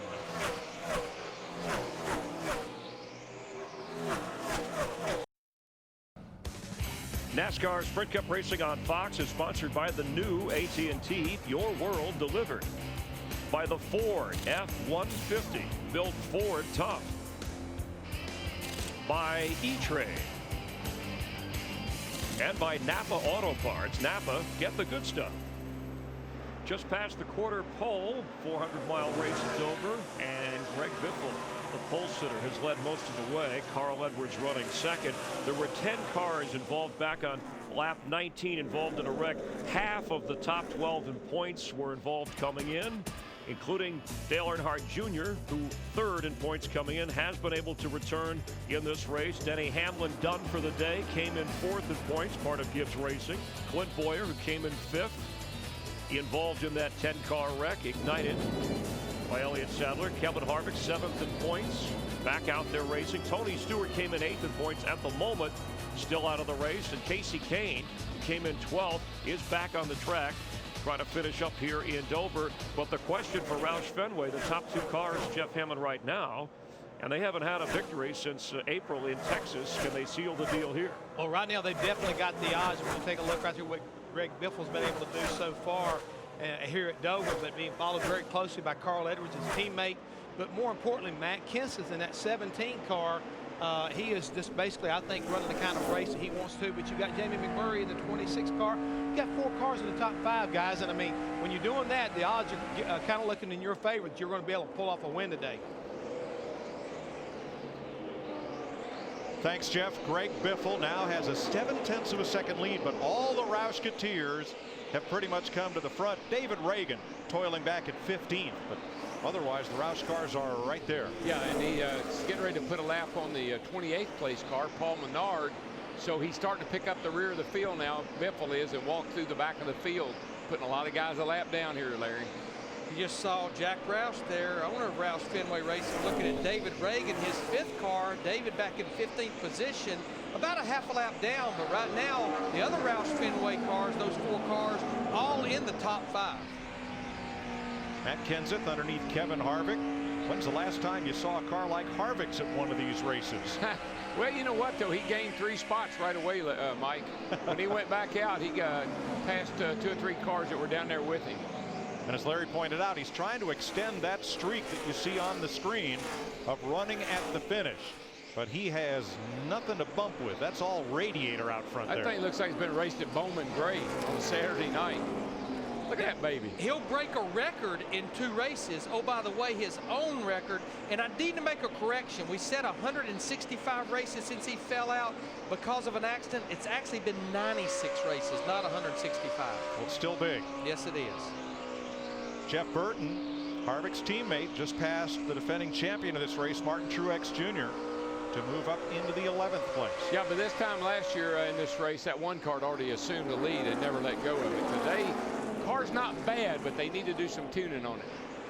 See Nemechek there in the 78, back in the race after an accident that brought out the 3rd caution.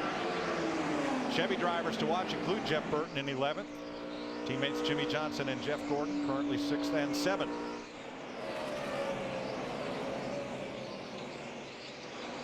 And you know, Mike and Larry, this is one of those racetracks when your cars maybe need something done to it, that sometimes the driver says, I don't know what to tell you to do to it. Because the car here with the tire buildup and the track's a little slick and sliding around, you're not really sure what kind of adjustment you want to make. And Daryl, I know another curveball that has been thrown their way. We talked at the top of the show about the heat here, how hot it is. All of a sudden, it's become very cloudy. The sun is nowhere to be found. Obviously, that's much better for the drivers, but definitely this track is going through some transition because of that. Well, it's a lot like Bristol. You are so focused and you got your hands so full that you don't really have time to think about what's going on with the car. You're just trying to hang on to it. So a big cloud cover coming over the Speedway and the threat of isolated thunderstorms beginning about the 4 o'clock hour for the central Delaware area. You're riding with Jeff Gordon. He's in 7th place, Matt. Breaking down the first 100 laps for Gordon. He was loose early the last run. He was sliding the nose. Steve Letarte made a significant wedge adjustment. That's really helped Gordon. He's been slowly climbing up from 11th. Now he runs in 7th. He is 8 seconds off the lead right now. But it does appear that that car may be a little bit different what we normally see with this car, the 24. Looks like it might be getting better on the long run today. And that has been their Achilles heel most of 2008. Exactly. But Jack Roush, the owner who certainly has the 1.5 mile tracks of NASCAR figured out with this COT platform, has 4 of the top 5 spots with his Roush Fenway Fords. Only Kyle Busch in 3rd in a Toyota breaks up the Roush juggernaut at the front of this field. Yeah, J.B. McMurray, I mean, he's worked his way into 5th place. All the cars of Roush's are running good today.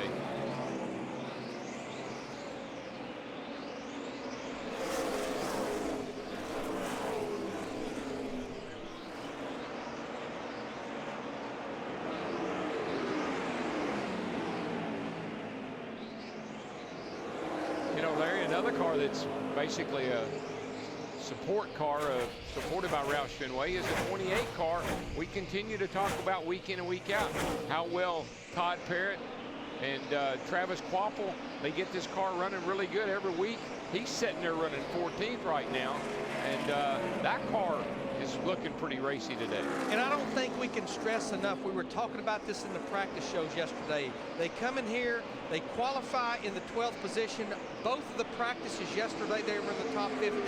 And as you look at that race car, they're doing it unsponsored. That is huge for Todd Parrott, Travis Quapple, and the guys over at Yates Racing. And the teammate David Gilliland in the 38. He continues to stay on the lead lap. Started 17th, he's running 17th right now. There's a look at Gilliland. Might have been a help that Quapple ran the Craftsman truck race here on Friday. He finished 20th. Well, if you look at the top 17 cars, 7 of them are basically Roush Fenway cars, or at least affiliated. Boy, Carl Edwards got right there with Greg Biffle for the lead as they are trying to lap Jeremy Mayfield, who is in the number 40 this week for Dario Franchitti, who will return to that car next week at Pocono. And Jeremy's working desperately to stay on the lead lap right now. He's back in the 24th position, so he's not just going to roll over to Greg Biffle and Carl Edwards. You can keep that guy on the inside pinned down a little bit. It makes it mighty hard to pass, but you can see Jeremy kind of slid up the hill quite a bit there and opened the bottom up, but here he comes back fighting on the outside. Greg says, I'll just take that line away from you, my man, and that way I can get by you. Carl's trying to get inside. You're clear. Yeah, Greg was trying to use the lap cars as a pick. It's going to work out for right now, but he's going to have to go back down to the bottom of the racetrack if he wants to hold that 99 on. Now, his teammate Carl Edwards has not yet led a lap today. Daryl, do you let him lead one? I don't think you do right now. It's a little early, and even though there's just the 2 of them, but that 18 is this. You see 99 coming off that orange car right behind him is 18. You can't play around too much right here, or Kyle will take the lead away from you. The lap past Patrick Carpentier in the 10. Casey Kane in the 9, he's still on the lead lap, but looks like he's going to have to relinquish that down the backstretch. 122 laps complete. Greg Biffle has led all but 1 in Dover. I like the way this one's looking. Stay tuned for more NASCAR on Fox.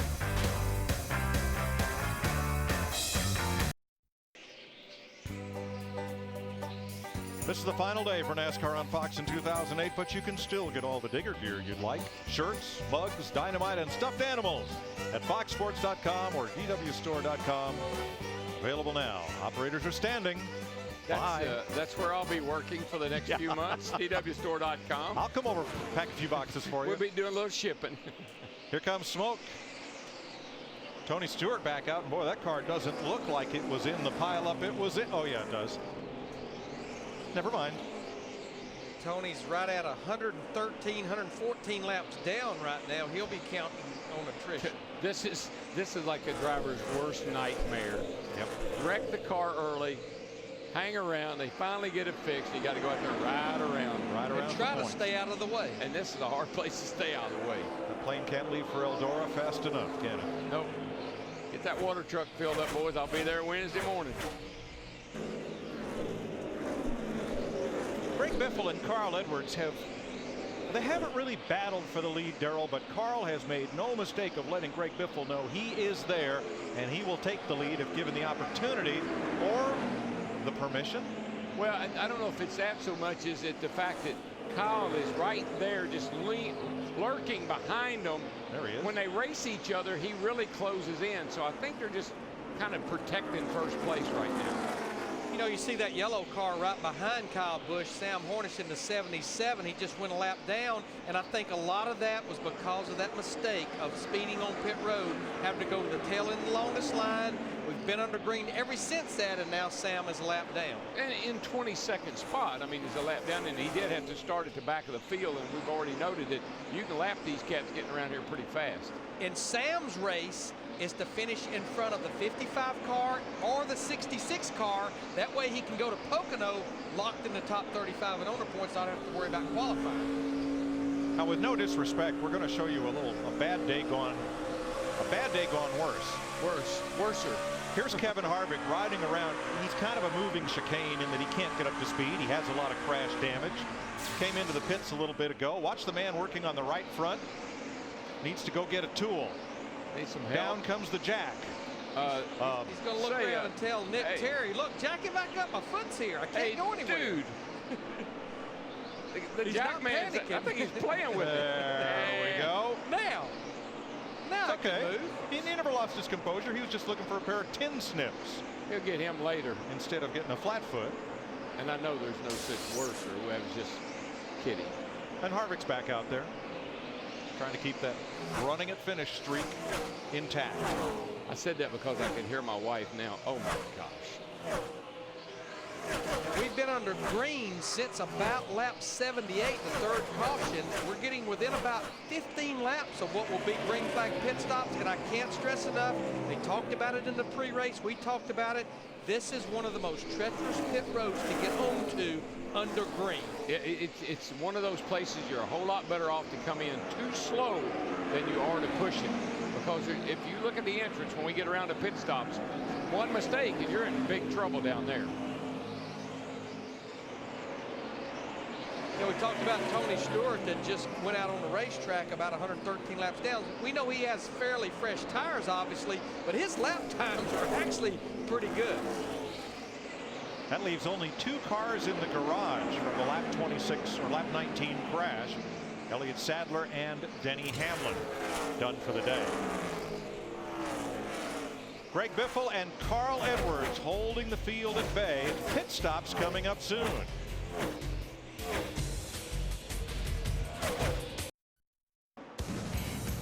NASCAR Sprint Cup Racing on Fox is sponsored by Toyota. Moving forward. Lap 145, no change in the top 5. Greg Biffle still leading. You've got a NASCAR question anytime, all year long. Anything pops into your mind, we've got the answer for you. Ask the Pros, built by the Home Depot at foxsports.com. All our experts and theirs are there at foxsports.com/askthepros. Carl Edwards has not been able to wrest the lead away from Greg Biffle. Meanwhile, pit stops begin under green. Here's Ryan Newman. Yeah, and this is pretty common, Matt. We start to see the Dodges seem like they hit pit road first. Newman and his teammate Busch, and the two they both were talking about coming just a shade early. Newman's car, he's gone from both tight, then back to the loose side. Just a touch loose on exit this last run. His teammate should be coming soon, as well as leader Greg Biffle, who peels off to make his way down pit road. Service complete on the 12. David Gilliland is in, so is Robbie Gordon, Greg Biffle, Mark Martin, A.J. Allmendinger. You know that guy hadn't led a lap? He's about to. He's about to lead one now. Carl Edwards, as Biffle surrenders the lead. Here's Matt. We had shade back at lap 94, then the sun started to come out at 119, then came out totally at 139. Biffle says his car is really starting to shove the nose. They pull a tear off the front. Air pressure change as well. Steve? Matt Martin, Truex Jr. has said that the right rear is gone on that one car. The changes they made on the last stop, he said, did not work. It was an air pressure adjustment on the last stop to Dick Berggren. On the last pit stop, Matt Kenseth's crew picked him up 2 positions. This time, they're going to put 4 tires on it, and they're adjusting for a car that has become tight in the middle. Krista. Carl Edwards' car has gotten a little tight in the middle. A 4-tire change and air pressure, the call. They thought about making a wedge adjustment. Bob Osborne changed his mind. He said he doesn't want to overthink these changes. Matt. Another one, the Roush Fenway. Jimmy McMurray already in, calling for a slight change in the air pressure on the left side. The car was tight on that run. Krista? The 31 is in. 4 tires and fuel for Jeff Burton, also a round out of the left rear. Steve? Kyle Busch on pit road said one word, I need, or actually that's three, but grip. I need grip. Right side's on for the 18 of Kyle Busch, left side as well. 4 tires on this green flag stop for Kyle Busch. Air pressure adjustment, the only adjustment they've made on the 18. Matt. 4-time winner Jeff Gordon in, as well as his teammate, the 48 Jimmy Johnson, making his way down pit road. Gordon, they've made big changes over the past 125 laps or so. They've really got the car dialed in more where he needs it. They were talking about a wedge change. Looks like they called that off. Meanwhile, his teammate, the car he owns, on pit road.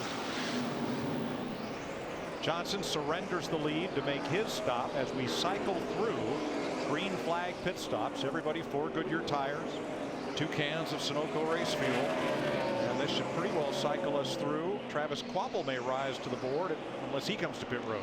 Yeah, it was a pretty small window of laps that everyone elected to come to pit road and get 4 tires and fill the tank up with Sunoco race fuel. And I think it's because this is the longest green run we've had. Probably getting a little nervous about those right side tires. Got a car stop down here in turn 1. 84 car. This is not good. AJ Allmendinger had, I believe he had just exited the pits. Something broke. But I think the good news, though, we just talked about it. I think we had basically cycled through about everyone on their green flag stops. Here you see Dale Earnhardt Jr., the 88 car, making his green flag stop. And those were all cars that were laps down due to the crash at lap 19.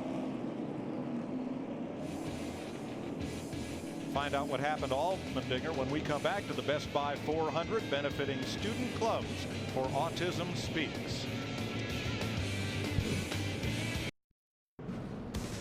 NASCAR Sprint Cup Racing on Fox is sponsored by Sprint, proud sponsor of the 2008 NASCAR Sprint Cup Series.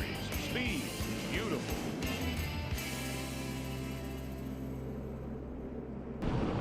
And we got a long day, guys. Let's just dig all day. Will be great. All clear. Looking low, inside bumper, inside. He's up against the wall. Yeah, all right, man. God almighty. Tough day for Elliott Sadler. Great expectations and a short day. Crashed right beneath the Best Buy bridge outside turn number 2. He is one of 2 drivers out of the race. Denny Hamlin, involved in the same accident, is the other. A lot of pit stops laid under this caution. Uh-oh. Not good. Looks like it's smoking back there. I believe they're having trouble with the fuel filler that they put the fuel in. The area they looks like they're working in right there. Did you reckon they knocked it out of the quarter panel maybe? Yeah, they definitely got a problem right there. You see Pat Tryson looking on right now. The field is over in turn 3 and 4. Still under caution. They'll get 1 to go next time by. That's the signal from the officials on pit road. I'm getting a confirmation from Matt Yoakum working that pit that is the problem. They've got a problem with where they put the fuel in. A couple of cars, this caution was a huge break. Paul Menard in the 15 was one of the only cars that had not made a pit stop, so he stays on the lead lap. You see him right there. Of course, he was involved in that accident. Another big break. Jimmy Johnson in the 48 car under his green flag stop, too fast exiting, so now he'll go to the tail end of the longest line. Dale Jr.'s fans can ride along with him this fall in the big track at Alabama. First 70,000 people to sign up will have their name on his car. There's the website for more information.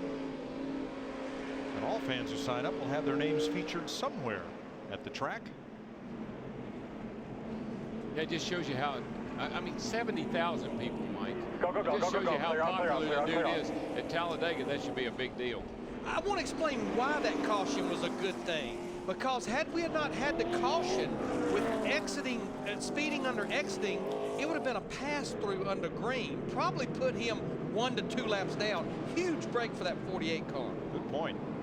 Juan Pablo Montoya gets the free pass under this caution, the 4th one of the day. And during that exchange of green flag pit stops, 3 drivers got to lead a lap who had not earlier. Carl Edwards, Jimmy Johnson, and Kyle Busch. So counting Michael McDowell, who led under the first caution, and Greg Biffle, we've had 5 different leaders. But now we only have 16 cars on the lead lap, too. So Jimmy Johnson still got to start at the back end. Oh yeah, way but back. boy, it beat the alternative. And what's going on with the 2 car is there's a flange that's welded to the quarter panel that receptacle bolts to, that you put the fuel in. That flange has broken out of the quarter panel, so that's what they're fighting and trying to repair on that 2 car. And the reason you want to fix it under caution is because you come down here for a green flag pit stop and you got to stick fuel in that thing. You don't want to work on it then. Let's have a look at today's Toyota top performers. Kyle Busch has run in the top 3 all day long for Joe Gibbs Racing. He's the 2nd place car. Brian Vickers running in 7th. And a good qualifying run and a good day for Dave Blaney in the top 10. And the number 22 much of the day.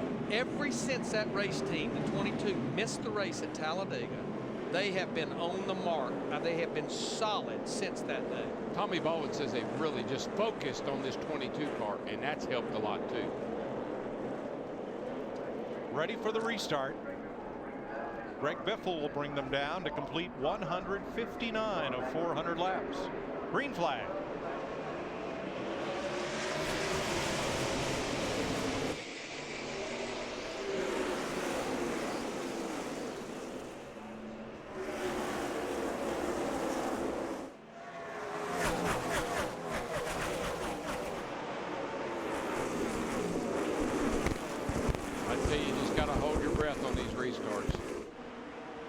We've got so many cars fighting back there trying to be the first car a lap down. We've got a ton of cars 1 lap down. Trying to get their lap back are David Gilliland, David Reagan, Sam Hornish, Casey Mears, and Mark Martin. All it takes is just one little slip up. Somebody gets sideways or get out of the gas off of either one of these corners, and you got a big mess. Just hope it's somebody else's slip up. Vickers, McMurray for 6th. Hope you're in front of it. Because we've already seen what happens when you're behind it.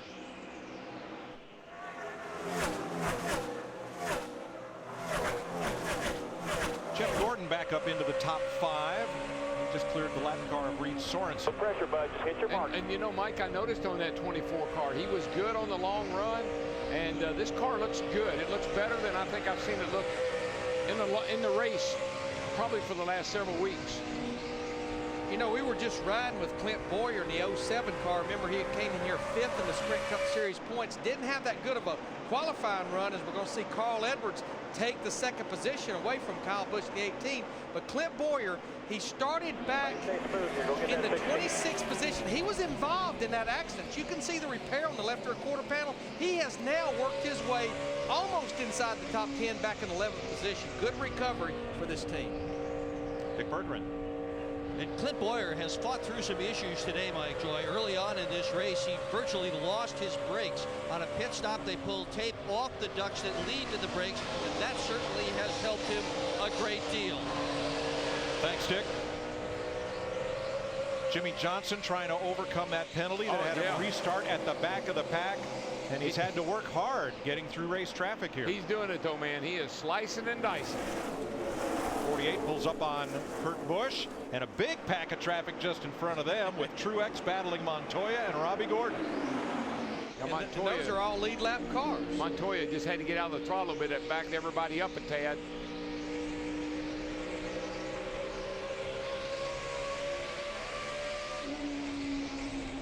They've taken the car of A.J. Allmendinger to the garage area right now. That's another position that Dale Earnhardt Jr., we were just riding with him in the 88 car. He just went by Allmendinger, moves him up into the 37th spot. Looks like that Allmendinger car might have lost a gearbox since he was stopped down there on the racetrack. Something had to happen. Right after a pit stop. Right after a pit stop. I think it might be a gearbox issue. But Jimmy Johnson just cleared that group, including Kurt Busch, to move up in the running order.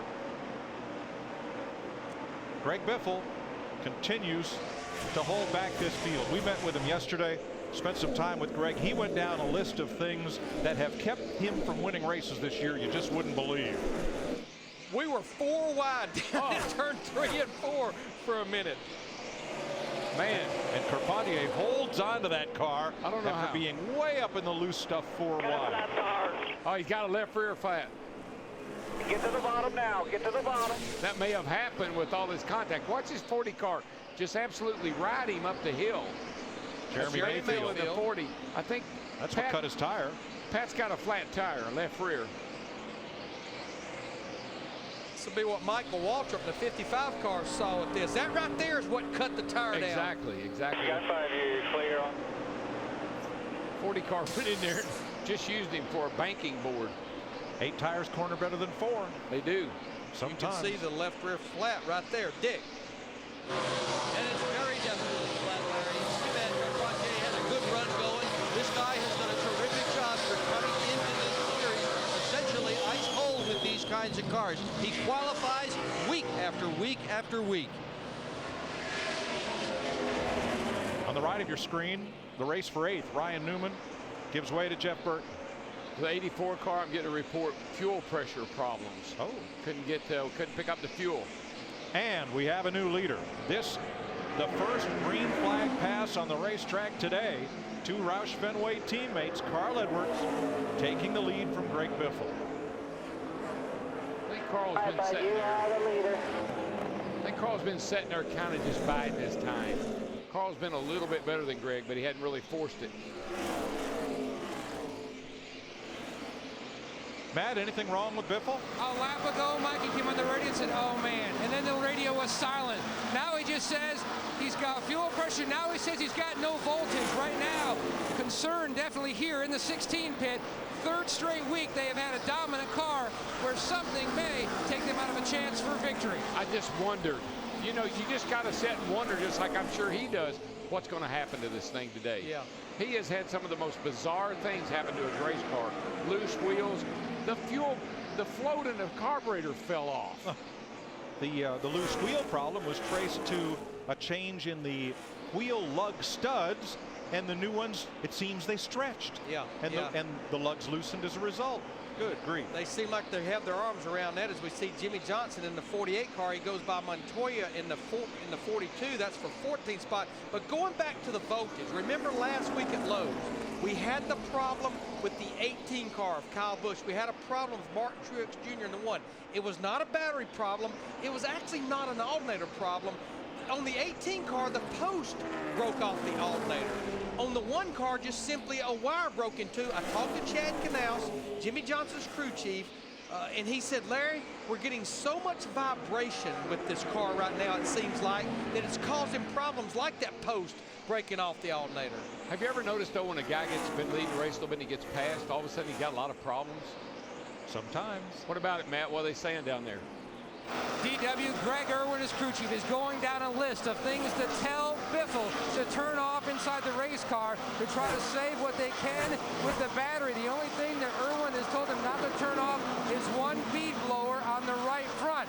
Everything else, from the driver aids to right on down the list, turning it off to try to save what they can. Well, that tells you what's important. Yeah. Tells you what's important. Turn off your cool box, driver, but don't take care of that right front tire. But there's a lot of blowers they run on these cars. Obviously, they have some blowers going to Greg. They have the cool box blowing to his helmet. They probably have a couple of blowers blowing to the front brakes. And they maybe have a blower on each front tire. It sounds like he's had him cut all those blowers off. Pit stop, Irwin. Let's put a shim in the right front. With the exception of the right front tire blower. And what Greg Biffle just told him now, I don't want to get too complicated, these cars are running on chassis stops, bump stops. What he's telling him, I want another shim in that right front chassis stop. Yeah, he'll put 100,000 shim over there and raise it up. It may be bottoming out, or it may be getting over there too far, and he wants to put a little, he wants to lift that side up just a tad. You heard the concern in Greg Biffle's voice. He has led almost the entire race so far, but it's Carl Edwards out front now. You're watching NASCAR on Fox.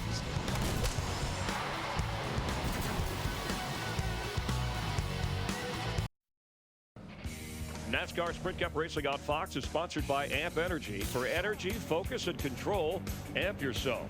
By Mobil 1, the world's leading synthetic motor oil. Put some NASCAR in your car with the One. Mobil 1. By Craftsman. Craftsman tools are the official tools of NASCAR. Craftsman at Sears. And by Taco Bell. Think outside the box. 185 laps complete in Dover, Delaware. Carl Edwards has led the last 16 laps from Greg Biffle. A change at second behind him. Kyle Busch has moved past Biffle and Bobby Labonte, who is a couple of laps down. I think Kyle had to pick it up a little bit because Carl had checked out. And I think if he wants to stay in touch with the leader, he felt like he needed to get going too. So I don't know that Biffle has slowed down that much. I think these other two guys may have picked it up a notch. Well, and this thing has that green flag run look about it. We've already cycled through one set of green flag stops a little early. Now there are only 2 cars in the garage, Elliott Sadler and Denny Hamlin. That's a little surprising considering the severity of the 9-car crash at turn 2 back on lap 19. And that's where we'll find today's Allstate Good Hands driver. It's going to be Paul Menard in the number 15. He was too close to the crash to get slowed down. So watch his bright yellow car come through here, slicing to the left, bouncing off the wall, and scooting through. That took some good hands. It did, and he's sitting there in 14th spot right now because of that great job. Well, because of that great job, a great call by Doug Randolph as crew chief, left him out. They got the caution. They were back on the lead lap, and as you said, he's sitting there in the top 15 now. Leading a charmed life today, getting through that wreck and then catching that caution just right. 4 cautions so far. The big crash we just showed you. Tony Raines drew a caution on lap 68. Joe Nemechek lap 76. And A.J. Allmendinger stalled coming out of the pits at lap 154. We're just closing in on halfway. And it's been all Roush Fenway Forge the whole way. 2-second lead. Between Carl Edwards and Greg Biffle, they have led all but 2 green flag laps.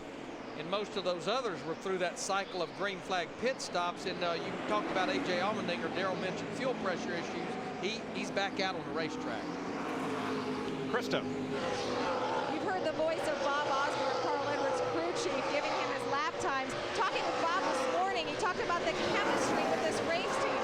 Bob said, I know what Carl needs based on the tone of his voice.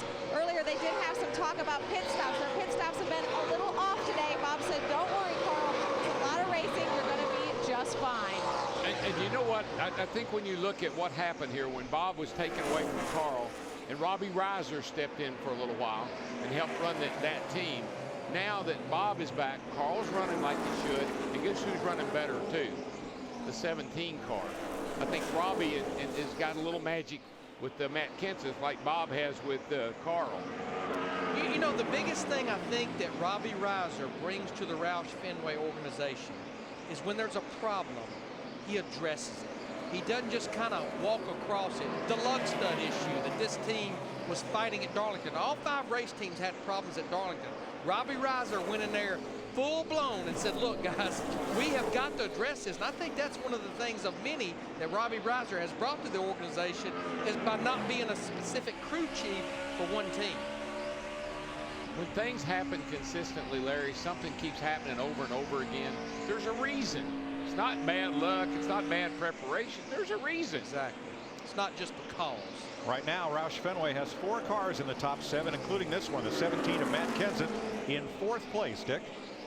Kenseth started in the 21st position, Mike, and they managed to get the car to 4th, both by passing cars and also by some very quick pit work. But this appears to be as far forward as they can get unless they can adjust the push that appears in the center of the turn out of the car. They have got to fix that for Matt Kenseth to pick up additional speed, and so far in their pit stops, they have not made forward progress on solving that problem. Well, Dick, they're going to have to pick up substantial, I think, more speed if they want to keep up with their teammate Carl Edwards in that 99, because most everyone, including Kenton, running 25 70s and 80s. Carl Edwards' last lap 25 55. Now right behind Kenseth, Jeff Gordon. Ever since the last round of pit stops, Gordon has been in the top 5 and holding his own, Matt. His comment to Steve Letarte was, this thing has really come to life. It's still a little tight on the bottom, but when he tries to go back and get in the throttle, get in the gas, he has a lot more forward bite. He really wants to work on the push on exit that he does have. But boy, this 4-time winner here at Dover is making headway. He's closing the gap, chasing down down the 17 of Kansas for fourth. Look at the bright sun and those sharp shadows. The sun's been playing peekaboo with the clouds. Just the kind of weather that gives crew chiefs fits. Let's look at the miles per hour here. When we talk about something happening and how come that guy didn't slow down or how come he didn't let off or why didn't he stop? Look at the kind of speed. Jeff's coming off turn 2 right now. Turn 4. 140 miles an hour exiting the corner. You try to stop one of these 3,400-pound cars at 30 and it weighs 3,400 pounds on a dime. This is definitely one of the best performances I think that the 24 cars had in a while. They had a great finish at Lowe's last week. They finished 4th. Fuel strategy at the end, but they didn't run that well. They are running well here today. Got to tell you, if Jeff's going to run good, this would be a real good place to do it. Seeing how DuPont's just up the street. Just signed a 2-year extension with his sponsor. They're headquartered in Wilmington, Delaware. I found that interesting too. You know, Jeff made a comment not long ago that 2010 was a pivotal year in his career. That's a 2-year deal. We'll see. You know, Greg Biffle dominated. It's gotten a little bit looser from those changes, but that didn't help it turning. He's trying to figure this out. Now look behind him. 3 laps ago, he had fallen right into the clutches of J.J. Yaley and that crew, and now he's found something in that car and he sprinted away from them again, but he was dropping like a rock there for a few laps. It sounds like, well, you see the car is not as clear, buddy.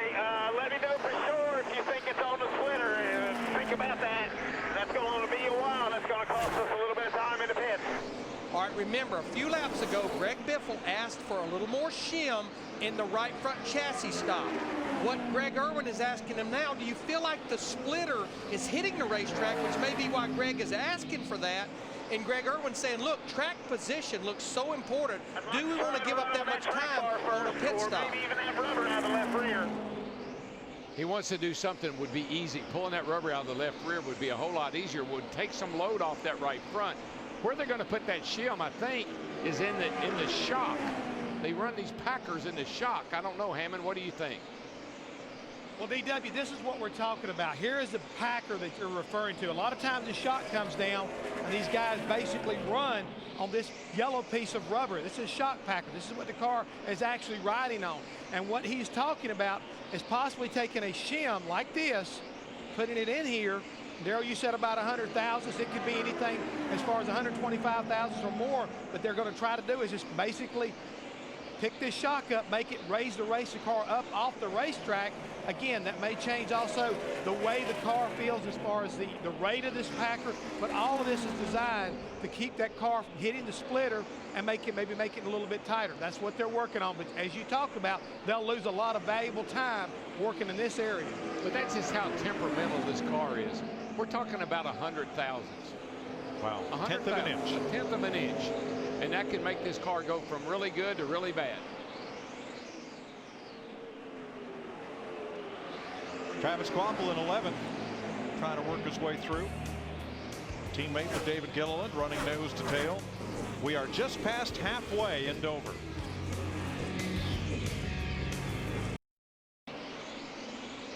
Unscheduled pit stop for Clint Boyer. Cut a tire down, could not make it onto pit road, had to come all the way around, so that will cost him a couple laps.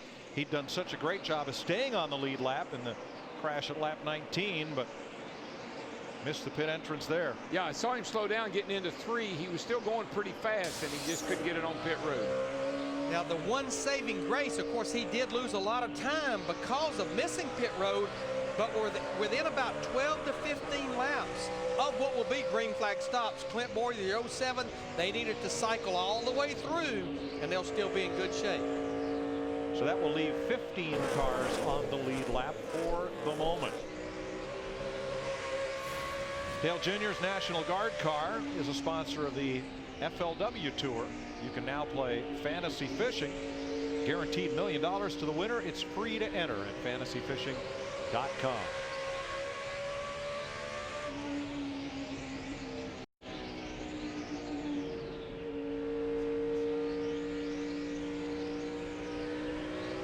You know, Jimmy Johnson for the past 15 laps has been trying everything but a bass lure to catch the back bumper of Ryan Newman. They haven't been too far apart. Jimmy'd get close. Ryan would stretch it out a bit. Jimmy'd get a little closer. Now he's got to battle Travis Kvapil here for the 11th spot. I think what Jimmy's done is burn his tires up. I mean, he's really looking forward to a pit stop. He had to work so hard to get from the back of the pack back up here in contention. I think he used his stuff up on this run.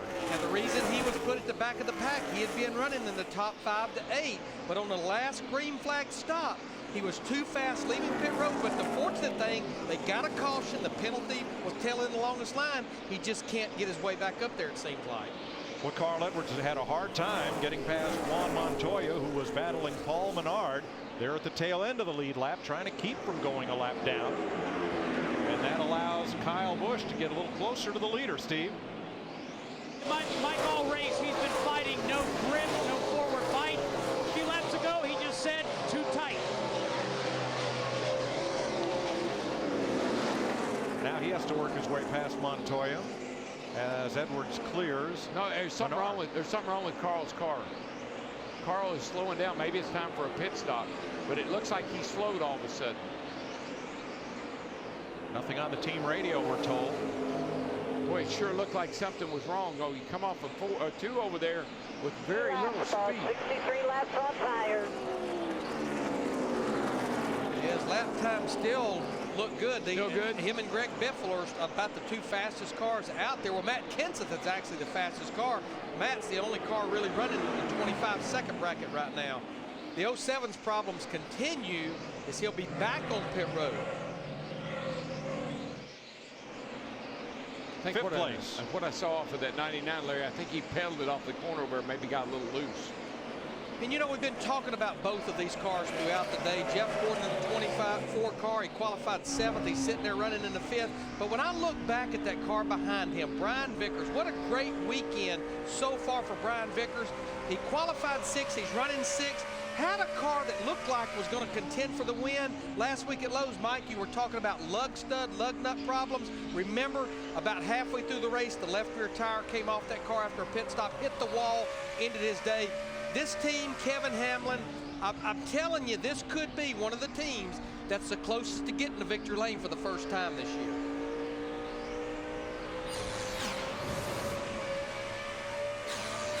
You're looking back from Jeff Gordon's number 24 at Brian Vickers. Matt?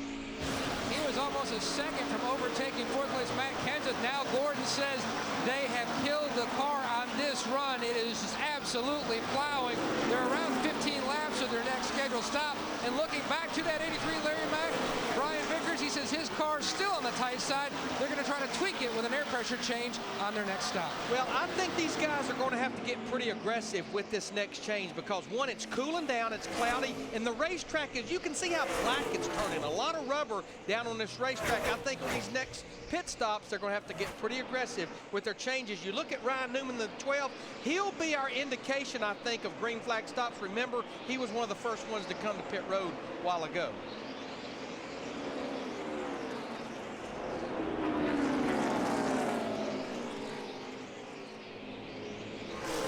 Clint Boyers had a long stop with the hood up, Dick. Yeah, he came into this race by 50 points. He had finished all but 4 laps this year, but that long stop is because the right front shock absorber has broken completely out of the frame. They cannot get a new bolt in there, bolt the shock back in, and the right front corner of the splitter is broken. He had been involved in the crash earlier in the day. It's not been a fun time for him here at Dover. This has not been a good day for our top 12 in points because add him to the list, that's 7 of our top 12 coming in, including that group on the backstretch on that first crash that has had problems today. Well, you can see them working feverishly under there, trying to get another shock on the car. I just wonder if he thought he had a flat tire and that was what was going on. I bet it was. 13 cars now on the lead lap. Paul Menard, the first car 1 lap down, then Montoya and David Reagan. Travis Kvapil just passed Ryan Newman, and that puts the Yates number 28 into 10th place. The car looks like it's handling really well. And then I haven't seen that car out of shape all day. Been moving it kind of up through the field. Car really looks good. That'd be something if he was to fool around and win a race, wouldn't it? Yes, well, it would be. Jody Ridley did it. Yeah. Talk about drivers with small teams. Yeah. Talked about green flag stops. Ryan Newman, the 12 car. This will be the first of green flag stops, just like the last time.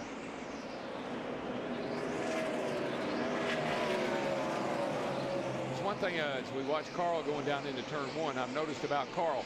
One thing when I said I thought something was wrong with his car, he is being absolutely about as cautious as anybody I've ever seen getting through traffic. Matt. Newman, a three-time winner of this event, says absolutely zero grip. He was doing everything he could with his car, even changing up his line. You can see significant adjustment in the back. Air pressure change as well for Roy McCauley's number 12 of Newman. Steve? Well, Matt, last year's winner, Martin Truex Jr. says he's snug coming off the turns. You see him hit pit road. He's also been complaining about his right rear tire. He says it feels like it is bouncing loose. But 4-tire change for Martin Truex Jr. Now what I'm seeing the cars that were not that far from going a lap down come to pit road first. Their hopes would be that they'll get advantages of those fresh tires and stretch it out over leader Carl Edwards before he comes to pit road. It's going to take more than tires to get it, stretch it out Yes, on Carl, I got to tell you. Now, the last time we had green flag stops, once cars on the lead lap started coming in, everybody came in within about a 4-lap window. This time, not so much the case.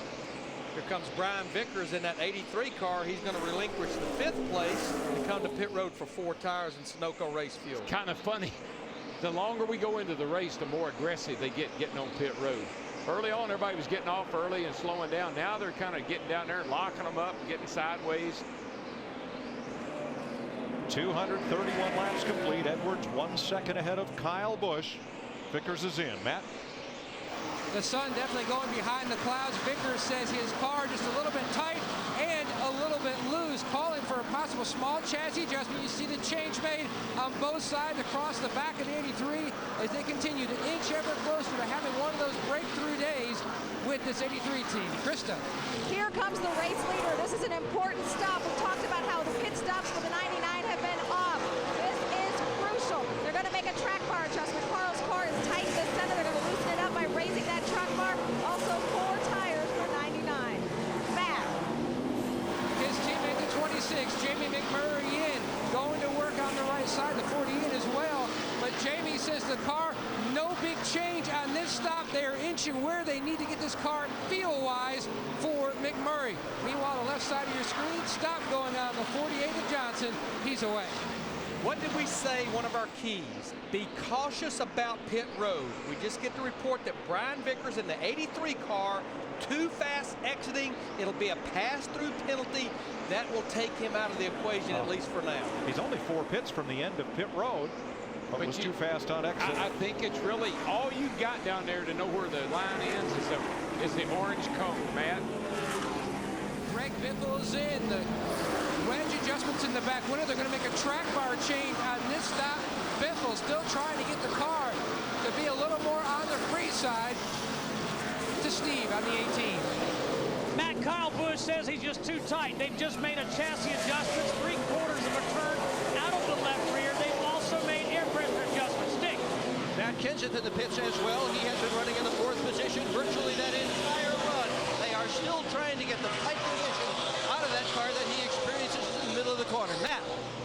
Consistently, Dick, the best running Hendrick car today has been the 24 Jeff Gordon, the 4-time winner here. He said over this last run, they had started to lose the handle of where he needed this 24 machine.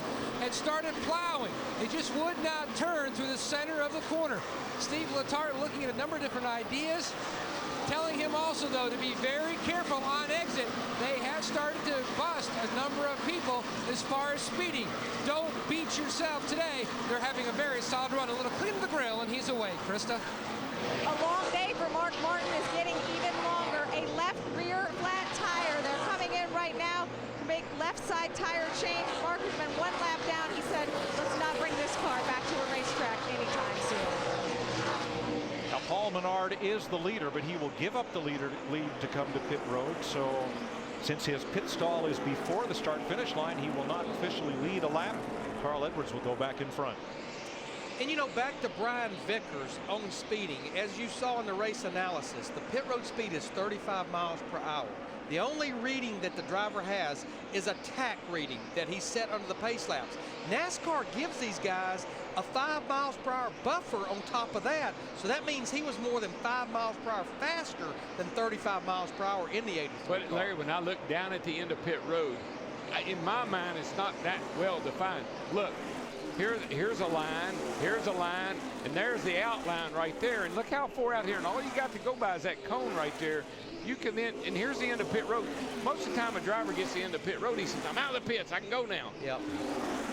So I think it's not real defined in my mind. Now let's correct, Kyle Busch is the leader, not Carl Edwards. Kyle is 1.2 seconds ahead of Carl. And so this will be the first time that anybody but Greg Biffle or Carl Edwards has led more than one consecutive green flag lap today. Far from over here in Dover. I didn't see that twist coming. Stay tuned for more NASCAR on Fox.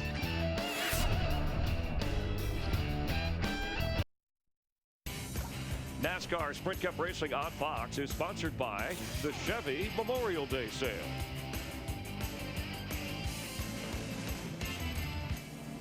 Fifth caution of the day, debris in turn number 2 puts us under the caution flag. Now the pits were open this time but there were very few takers. Am I a little surprised? We had 4 cars, Jimmy Johnson the 48 here, Travis Quapple the 28, Martin Truex Jr. the 1, and Ryan Newman the 12 were the only cars that came. That green flag stop that they made put them close to being a one-stop race. These 4 cars for sure can make it on one more stop. We're under caution. Time for an AT&T race break. Let's go to the Hollywood Hotel. Thanks, Mike. 6 leaders, 10 different lead changes. Greg Biffle leading 164 laps. Jeff Hammond, Chris Myers, glad to have you with us. Our final NASCAR on Fox broadcast for this year, but from Dover to Daytona. And we'll look forward in a moment, but let's go back. We weren't even 20 miles into this race, Jeff. Just getting started. We had officially now a 10-car wreck, and half of the top 12 drivers in points were involved. Ignited here, as you see Elliott Sadler and David Gilliland. Yeah, they got together right there off of turn 2, but this is what happened after. Instead of going to the bottom of the racetrack, here comes Tony Stewart. He hits Elliott, and then basically everybody starts hitting everybody. Casey Kane, Denny Hamlin, Dale Earnhardt Jr., Kevin Harvick, Bill Elliott, they're all involved in this wreck, and it really kind of set the stage for today. And a lot of guys in the top 12 were definitely damaged.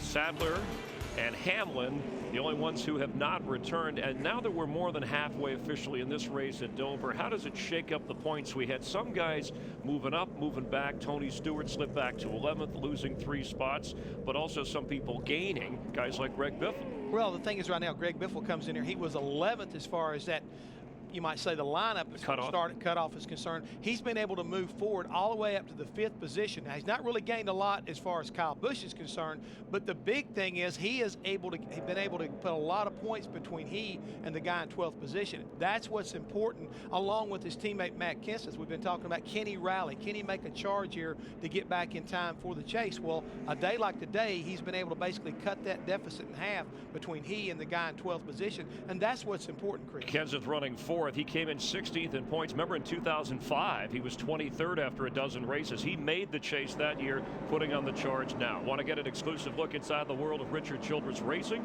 Jeff Burton of the 31 Chevrolet. You can with AT&T. Using cellular video on your AT&T handset, you can access all the inside RCR content. This has been an AT&T race break. Mike, Daryl, Larry. And another tough break for Brian Vickers. Once again, he is too fast exiting pit road. And for somebody trying to get back on the lead lap, you sure don't want to restart tail end of the longest line, as he and Jeremy Mayfield will have to do for the same penalty. Because honestly, he would have been up there on the front of the inside of the front row there and could have maybe got that lap back. I just believe that that line down there is not distinct enough for me. It's outside there. Look, as he goes down through here, he goes across. It's not very plain to me. It's fairly faint. All you got is that cone, and the driver's not necessarily looking to his right. And you see where the cone is. Brian Vickers' pit is only right there, so he doesn't have far to go to get to that line. 2 segments. Looks like we're ready for a Claret & Clear to drive restart. Live Claret & Clear, indoors and out. Kyle Busch leading Carl Edwards, Greg Biffle, and Matt Kenseth. 3 Roush Fenways lined up behind that Joe Gibbs Toyota, and Busch gets a big jump. Man, I'll say. Bye-bye. You know how Daryl and I firmly believe that Kyle Busch got the lead from Carl Edwards in that 99. But under those green flag stops, we've been watching him, how great he was getting to pit road under green flag conditions. Been very, very aggressive. I just hope that doesn't bite him before the day is over with. Hey, fellas, Digger wants us to crank it up one time. Well, whatever Digger wants, Digger gets. You got it.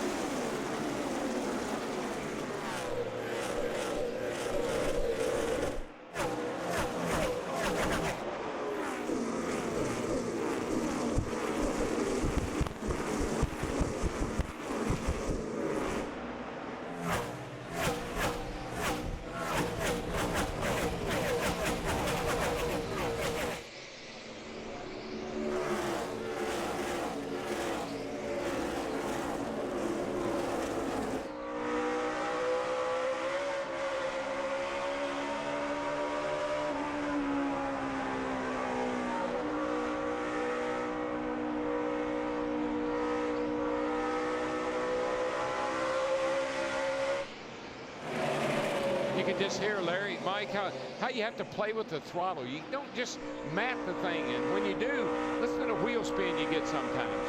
Things will rev up. Hear that? I was well up on the straightaway. I tell you, the guy on the move, we're looking at it right now, that 48 car, remember, they came to pit road and got those 4 fresh tires. He has been picking them up, laying them down. He got 2 right there. I think that last little one was when he had contact with Dave Blaney, and it turned Burton's car a bit, and it broke traction. Yeah, well, they get loose up off the corner, and that's when you get all that rear wheel spin, and that's hard to drive when the rear wheel's off the ground. Daryl, I know I said you can't be afraid to gamble at the end of the race, but we still got over 150 laps to go. I am very surprised more cars didn't come to pit road and get those 4 fresh tires. It was a great time to do it. Maybe Krista knows. Well, I don't know if I can answer for everyone, but I can tell you what Carl Edwards was thinking. He actually wanted to come, but Bob Osborne said, I think the track will tighten up. Carl was complaining that his car was loose in the center, especially when compressed. Bob said, I think we got to keep our track position. There's still a lot of racing to do. The track is going to tighten up. Well, we still have 147 laps to go, and now we're back in full sunshine once again. That part just keeps changing and probably will change a couple of more times over the next 147 laps. But it's not as critical on a concrete track like this as it would be asphalt. It doesn't change dramatically like we can see on an asphalt racetrack. I don't think Kyle Busch cares. He doesn't know what kind of track he's on. He just knows he got to go fast. Get the checkered flag first. Sunshine shade doesn't much seem to matter. They all look the same to him. And he likes what he sees right now.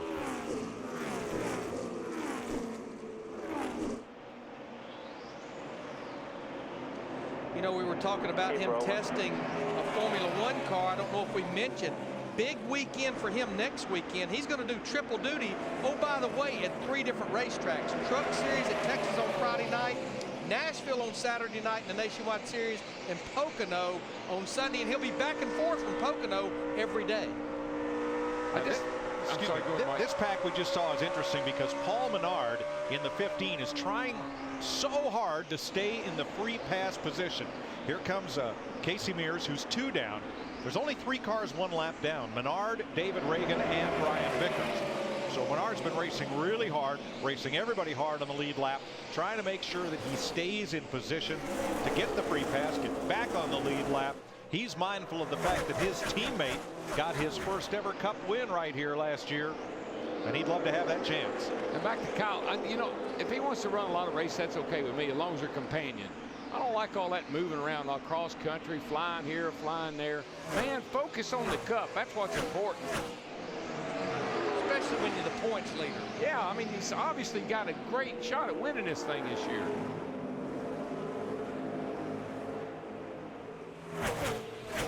Busch leaps off the corner, comes around to lead another lap. 2:58 in the book.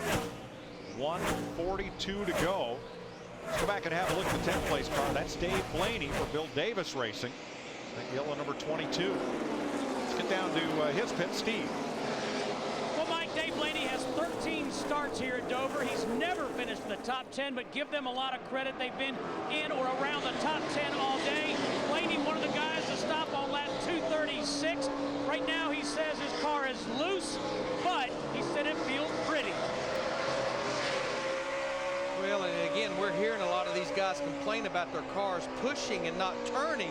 I know Tommy Ball and Dave Blaney, they want to make sure, they'd love to have it maybe a little more secure, but they don't want to get it to where it's not turning. Yeah, but being loose here can get you in big trouble, man, because you hear this wheel spin that we're listening to every now and then. That thing's a little bit loose. That's when they come around with you. Right behind Blaney, how about Ryan Newman, Matt?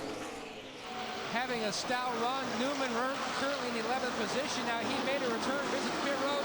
Larry, you documented very well the issues that his teammate Kurt Busch had with the dry brake area. That's why they brought Newman under caution back down, just to make sure nothing was amiss with their team. They might spoil the solid top 10 run that they're having right now, just outside in 11th. A lot easier to look at it under caution than have to wait to under green.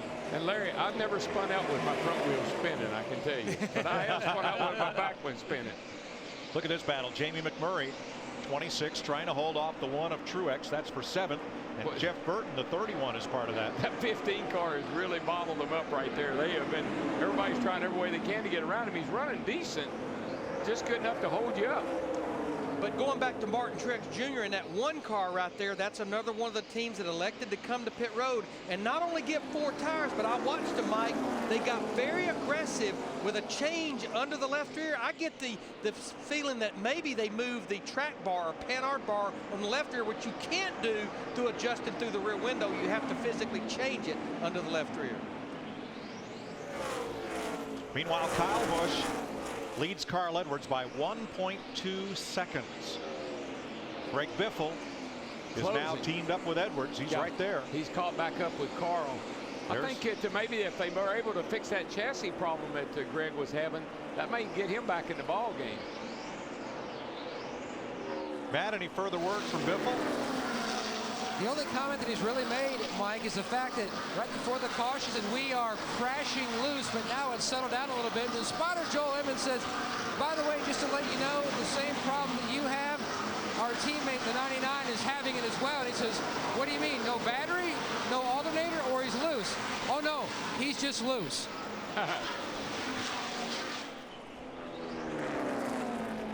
Behind them is Matt Kenseth, so Roush Fenway Ford's 2-3-4. Joe Gibbs Toyota up front. Kyle Busch in the lead at Dover. Kyle Busch. Wild thing. Rowdy Busch. He's like a bulldog. The hot number's 18. I don't think I've ever watched anybody that will make me say wow more than that kid in that 18 car. Wild thing wins. You make everything groovy. He has proven himself this year. In NASCAR's 3 National Touring Series, Kyle Busch has led over 1,700 laps this season. Today, he has led 40 circuits, and he's out in front of Carl Edwards by a second. Carl's teammates, Greg Biffle and Matt Kenseth, 2nd and 3rd, with Jamie McMurray 7th, behind Jeff Gordon and Jimmy Johnson. And the thing that's impressive to me, another thing, he wins in a truck with Richie Waters in that group. He goes over and he wins in a nationwide car, driving for Gibbs some, but also for Braun some, another group. He just, whatever he gets in, whoever's working on it, he wins. Riding with Matt Kenseth, 3 seconds back in 4th place. Let's have a look at the Sprint Cup point standings as they stand right at the moment. Kyle Busch would be 146 ahead of Jeff Burton. The big change would be Greg Biffle up 6 spots from where he started the day, and Denny Hamlin, who was the first car out of the race, down 5 spots from where he started. But you know, in the pre-race show we were talking about who was in, who was out. The thing about it is, even when these guys have trouble, nobody back here in 13, 14, 15, other than Kenseth, seems to be making a run at them. Brian Vickers just shot himself in the foot twice today. So nobody seems to be able to, even when the other guys up front have trouble, are able to close the gap because they don't run good enough. But you know, Mike, that 146-point lead, that's flirting, as he's flirting with a lot of lap cars right now. Oh, man. That's flirting with almost a full race lead over 2nd place. But remember, 13 races after today, They'll re-rack them. All of them will have equal points with the exception of 10 bonus points per win added to your tally. Yeah, and just like what we saw there with him then, and we say, oh, why would you do that? And what is he thinking? When you know, when you're under control, you got the kind of talent he has. To him, this is not a gamble. This is not a risk. Why'd he do that?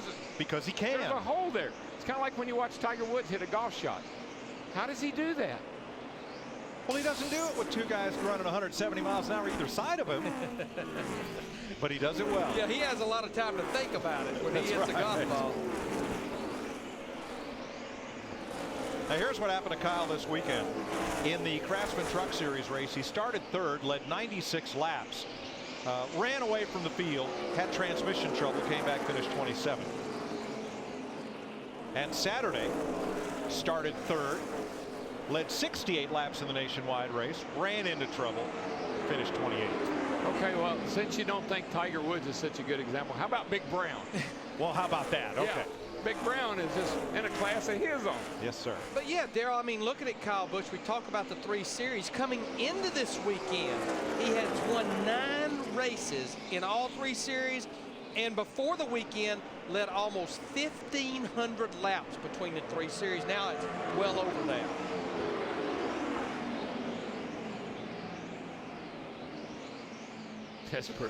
That's quite a statistic right there. That's amazing. Whoa, jeez. That's nothing for him. That's nothing for him. And you know he's just sitting there laughing and having a great time, other than the fact that, I mean, he has learned how to deal with this car not having the aero downforce front or rear that last year's car had. Sure doesn't mean he likes it. He complains about it a lot on the radio. I've got no front grip. I've got no rear grip. I don't have any drive off. I don't have any stick going in. He's leading by a second. I remember we went to in '81 where we went to the small downsized cars. Right. We were it's like a replay. I hear the same things about this car we said about those cars then. Yes, and my point is, think of how he's going to be if he ever finds his comfort zone with this car. I think in our pre-race, I heard a little quick blurb of one of your comments about that car in 1981. How jumpy it was, yeah.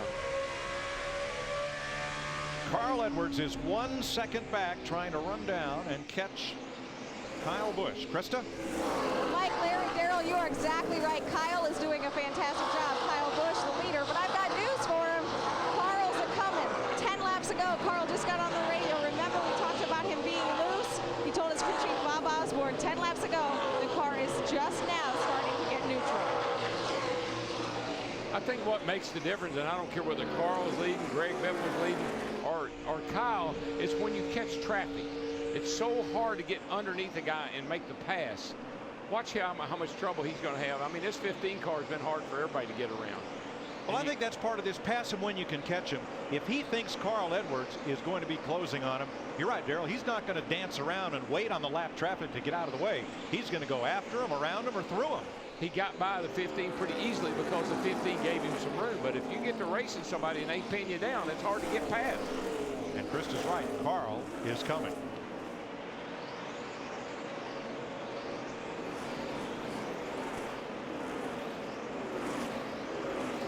Let's go back to Jeff Gordon at 5th place and Matt.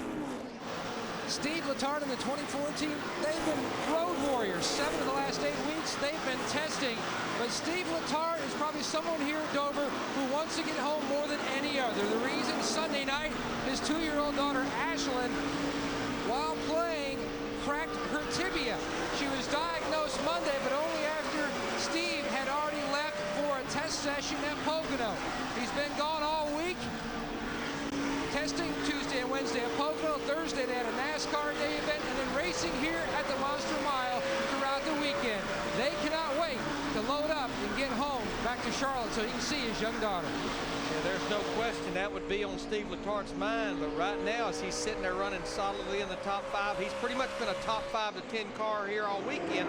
With the trouble that all of our guys in the top 12 in points, if he can maintain, this would be a great points day. He came in here 10th. As they run now, he is 7th in the Sprint Cup Series points. 112 laps to go in the Best Buy 400, benefiting Student Clubs for Autism Speaks.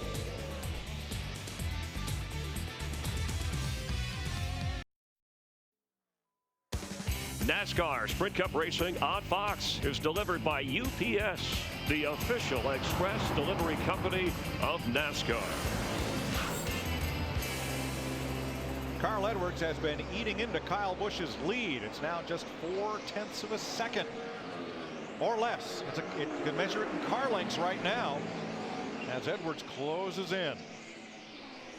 Got a NASCAR question? Anytime, anything you want to know, just go to Ask the Pros, built by the Home Depot at foxsports.com. Our experts and the teams are there to answer your questions 24/7. foxsports.com/askthepros.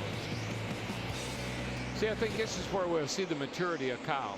If he doesn't run the car so hard trying to stay ahead of Carl, Carl's a little better than you are right now. So if he catches you, let him go. Let's go to the leaders pit. Steve. And Mike, his spotter, Jeff Dickerson, for Kyle Busch, just said that. He said if the 99 gets to you, there's still a long way to go. Don't worry about it. Kyle said, my race car is still tight. I need some more speed in the center of the corner. And we're down to right at 100 laps to go, and we're about 12 to 15 laps from what could possibly be the last opportunity to adjust on these cars. We feel like these teams need to go to about lap 313 to 315 to make it to the end, especially those cars that did not pit under the last caution. Kevin Harvick waves the leaders by on the inside. I just think, Larry, you know this as a crew chief. Don't make the wrong adjustment here with one stop to go. Don't loosen me up to where I can't go anywhere. Well, two things I think about making the wrong adjustment. Look at the pit road speeding penalties we've had today. That would absolutely end your day now. Let's have a look at 5th, 6th, and on back. The cars of Rick Hendrick and Hendrick Motorsports in their day. Jeff Gordon has been their standard bearer today. And let's have a look at the Hendrick report card for 2008. First trimester. That's where the cars are running right now. A B. Yeah, and I think Rick would agree with that. Rick Hendrick would agree with that. They've got one win. Last year they won over half the races. And so, I mean, Dale Jr. is very consistent, has been, but they have one win, and I'm sure that's not satisfactory for him.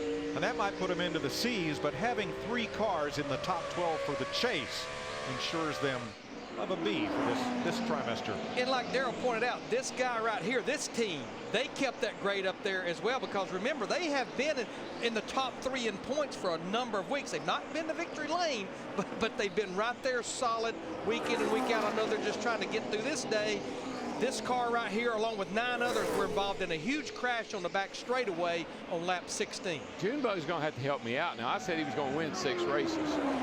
Well, he won the Bud Shootout. He won the Gatorade Duel. Yeah. I don't think that's what Daryl had in mind in the beginning. But I don't think it's what Junior had in mind. Upon further review. I like the way you're thinking, though, because that's what I've been telling my friends that bring that up to me occasionally. Well, we got 2 wins already. Dale Jr. is 12 laps down after damage repair to his car. Also multiple laps back. Whoa, here we go again. Man, right through the middle. And a mirror full of Carl Edwards for the race leader, Kyle Busch. Now, what will be interesting, Daryl has pointed out that he felt like that Kyle Busch has really pushed the envelope on getting on the pit road under green. If we have that green flag stop, he wants to make sure he does not step across the edge of that envelope. But back to Dale Earnhardt Jr., he has gained 6 points because of the problems that Clint Boyer has had and A.J. Allmendinger. He's jumped in front of those 2 guys in the running order. Yeah, the fellow with the longest, toughest day has been Tony Stewart, who came back out of the garage after 115 laps. And right now, Stewart is where it will be tough to improve his position without 1 or 2 cars falling out. But when we looked at that accident over and over again, I don't know how they got that thing back out on the racetrack. The right front wheel was knocked off of it. And there he is out there. He's not running bad, really. 94 laps to go. There's only 3 positions he could potentially gain in this race, and those would require Riggs, Harvick, and Allmendinger going to the garage. But you know what? Larry knows this. I do too. Don't ever quit. No. You fix the car, you go back. If we can make it roll and we can go back out and run some competitive speed, stay out of trouble, that's what you do.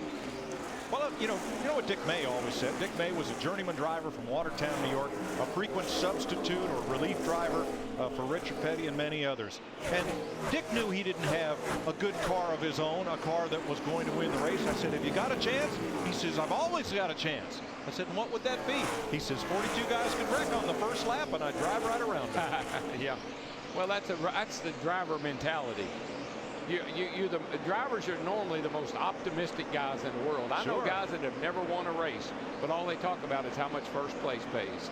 You believe how much first place pays? Good point. Coverage continues next Sunday from Pocono on TNT. They will have the next 6 races of the 2008 Sprint Cup Series, and then beginning with the Brickyard, coverage transitions to ESPN and ABC. All the chase races will be on ABC, so we invite you to continue to follow the sport on NASCAR's TV partners. We'll be back in Daytona in the spring as usual. You know, I was just watching that battle there between Jamie McMurray and the 26 Martin Truex Jr. and the 1. That's a battle for 7. McMurray has been so solid all day long in that 26 car, qualified 5th. He's really been in the top 10 for most of the day, and he is working on his best finish of 2008. He only has 1 top 10 finish, and that was an 8th place at Martinsville, so he's working to improve that. I think the car right behind him that won this race last year, though, I think that shows how this car has evolved in a very short period of time. That was a car that absolutely dominated this race, the 1 car of Truex last year, and today he's hanging in there in 8th place, but not the kind of car that he had here last year. Jeff, sorry. Yeah, I was just going to say, Jeff, you need to help me out here. You know, we got to start calculating about this fuel mileage. We had a lot of cars that didn't pit that last caution, but if they run another 5 or 6 laps, they're probably going to be able to make it to the end. Yeah, Larry, that's what I've been kind of calculating. To me, you need to get down with about 80 to go to feel pretty good about going the distance. But with that being said, you know, you've talked about it, Daryl's talked about it, how tricky it is to get on pit road. So far, Kyle Busch has nailed those every green flag opportunity he's got on pit road. He's been very smooth about it and made up a lot of time. On the other hand, I think Carl Edwards has been a little bit iffy, and more importantly, his crew has not been quite as sharp on and off pit road. So I don't think Carl could afford, you know, to make a mistake. I mean, right now this is one of those critical periods as we're watching the 2, you know, basically the all-time winning drivers in 2008 season, Kyle Busch and Carl Edwards. I mean, they both kind of like ruled the roost so far, but who's going to make a mistake today? Carl's trying to put a lot of pressure on Kyle. Will he do it? And as a crew chief, I would really like to force Kyle Busch on pit road first. Well, you know, Jeff, when you've been running lap after lap after lap like these guys are, driving as hard as you can go, fatigue, I'm not saying you're worn out, but your concentration level has gone down a little bit, and that being aggressive, missing that gear or jamming that thing in gear and getting a wheel hop, come on pit road, those are the things you have to think about as a driver. But as a driver right now, Daryl, I would at least say this much. Carl Edwards is probably the guy that's the best in shape. We also heard early this week that Kyle Busch has got a pretty aggressive workout schedule himself. Plus, he does a lot of racing. So this young guy against another young guy, I don't think these 2 guys are feeling that. But we want to bet you, if I remember how you used to be, is come here, buddy. I've got your number today. If you're Carl Edwards, I'm going to put kind of pressure on you to make you make a mistake. They're getting ready on pit road. 1 more pit stop at least in the offing here to complete the 400 lap distance, and it may come in about 5 laps or more from right now. Lap 19, the race changed in an instant with NASCAR Sprint Cup Mobile. Followed the race instantly. Here is our Sprint Mobile monster moment, and it was a big one.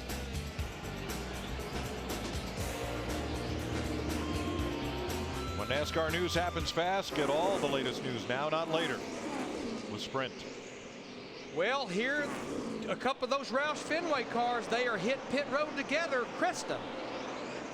On the last stop, a track bar adjustment made Carl too loose. They don't want it to happen again, so they're going to go back. You saw 1.5 rounds on that track bar. That will tighten him up.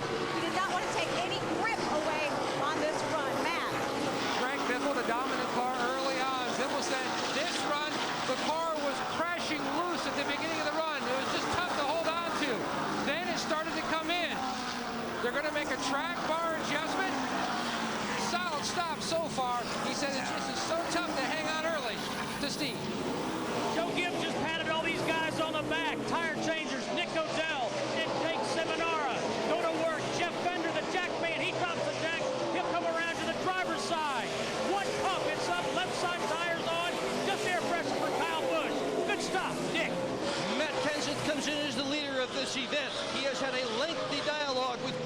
Chip Bolin as to what to do on this pit stop.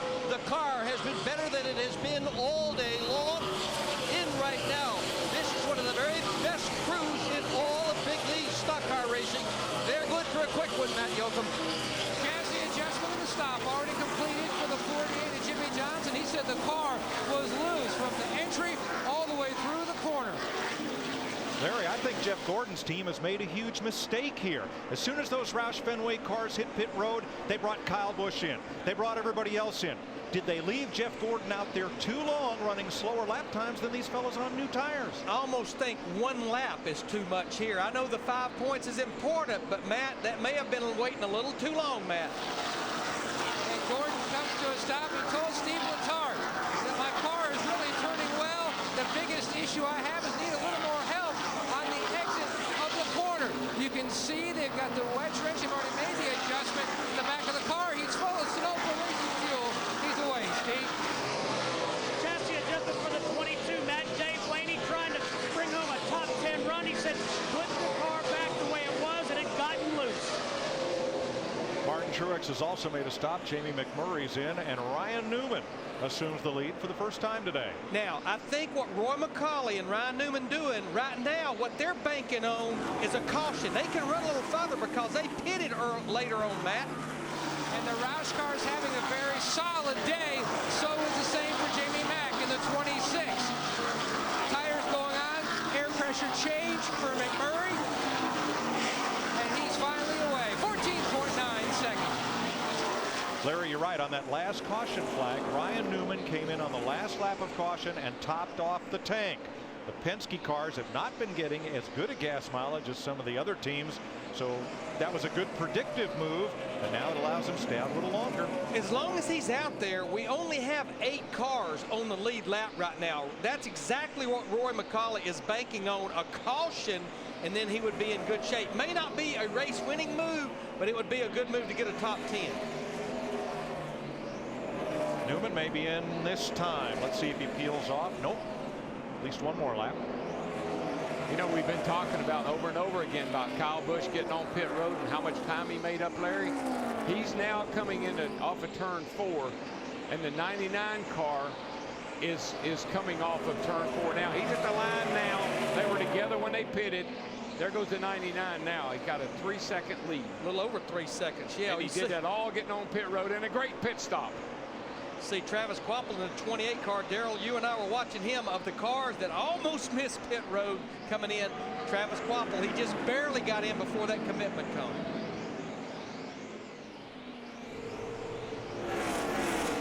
"75 laps to go. Everyone can make it from here." So without a caution, this would be the last pit stop of the day. Mark Martin gets a fill up. So does David Gilliland.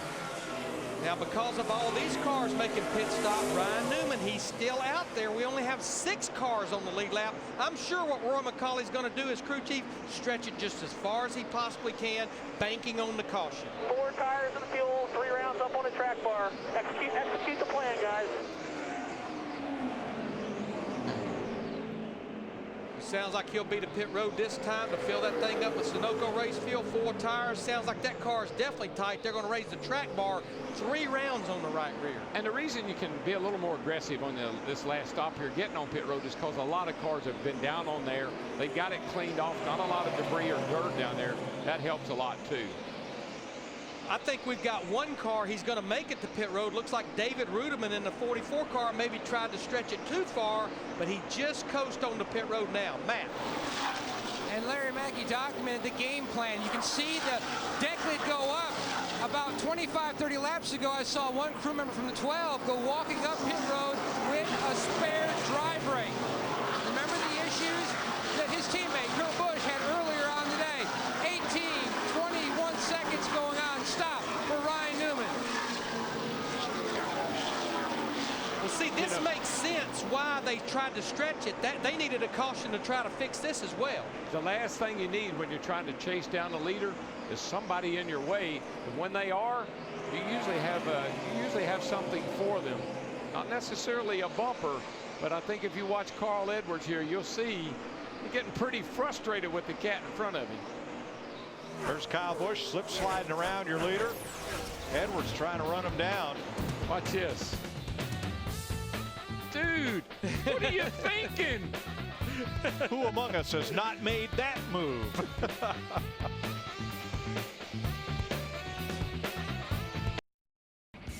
NASCAR Sprint Cup Racing on Fox is sponsored by non-drowsy Claritin Allergy Products. By the Home Depot, NASCAR's Home Improvement Warehouse. By Enterprise Rent-A-Car, we'll pick you up. And by Subway, where Tony Stewart goes to fuel up. Subway, race hard, eat fresh. 64 laps complete. Kyle Busch has led 95 of them, bringing his laps led in NASCAR's 3 top series in this short season so far up to around 1,800. And right now he's got the field covered by easily a 10th, most of the time 2 tenths. Can Carl Edwards catch him? We listened in on Carl and team. Can we make it to the end, Bob? At 10-4. Go get that 18, buddy.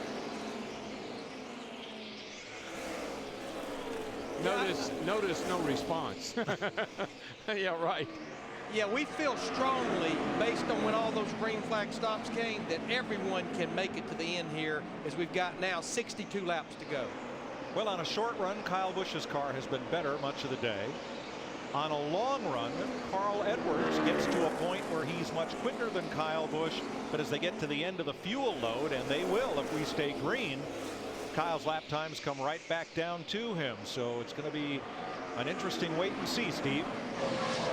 Well, Mike, the crew just told Kyle Busch that they're fine on gas. Good to go to the end was the quote. And before the stop, remember, Kyle said, I'm still tight in the center. I need more speed there.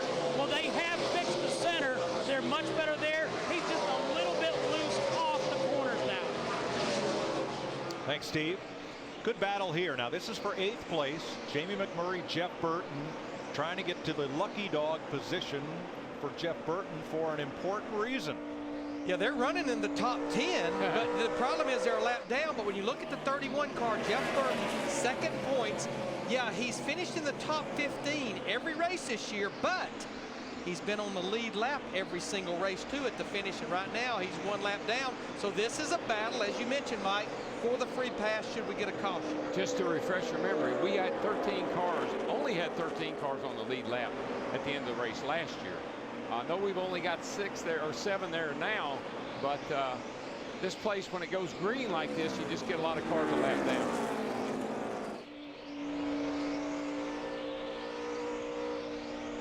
That's Carl Edwards right behind them, the 99 car running in 2nd. So this is not the greatest situation for Carl Edwards with these 2 guys battling for the free pass.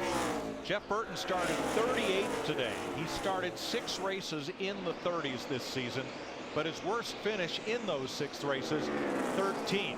He's in 9th place right now. And they've obviously got a plan to get from the back to the front without getting in any trouble.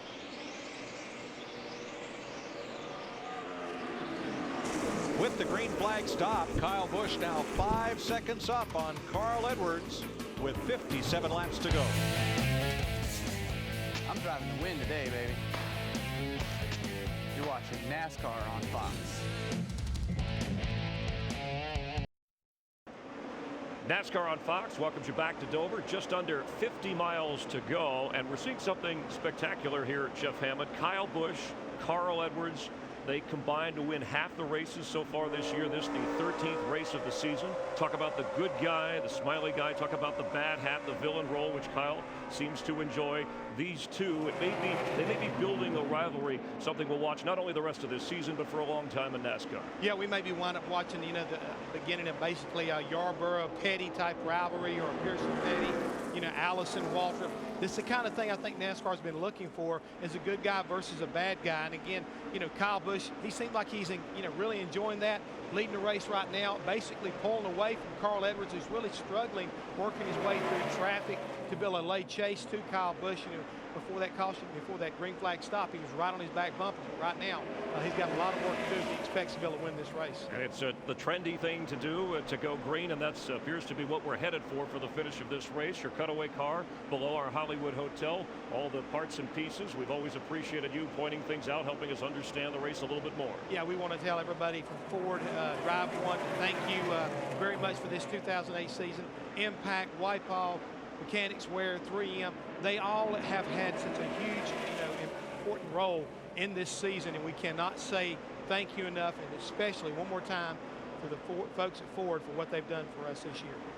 Let's head back upstairs for what we hope will be a dramatic finish here at the Monster Mile. Darren, Larry, and Mike. Thanks, Chris. 46 laps to go here in Dover. Kyle Busch is pulling away from Carl Edwards, Greg Biffle, Matt Kenseth, and the rest of this field. Now, we did get word on Jeff Gordon that the reason they waited so long to pit Gordon was they were trying to gain the 5 points for leading a lap before making their pit stop.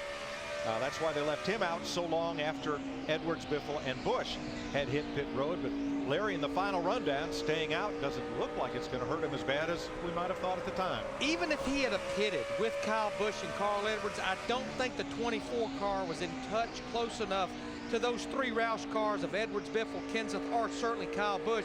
So really, they made a gain out of it by getting those 5 points. I think this is going to be the best that they're going to be able to finish if we stay green, is in the 5th spot, which is a great run, because last week it was a terrible run, a great finish. This week it can be a good run and a good finish. And these guys, their battle will not go away, the 31 and the 26, but we stress the reason that is a really heated battle is Greg Biffle in the 16 car running third. 26-31, they're banking on a caution. That's the battle for the first car a lap down. While we're watching Jeff Burton, let's get out our NASCAR on Fox trimester report card for Richard Childress Racing in their season. Jeff Burton's had a pretty good go of it, certainly, and Boyer, all three of those cars, that 1, 2, 3 finish they had at Bristol, that was pretty impressive. They're right there, I think, with Hendrick Motorsports. They got a win. They got some guys running pretty good.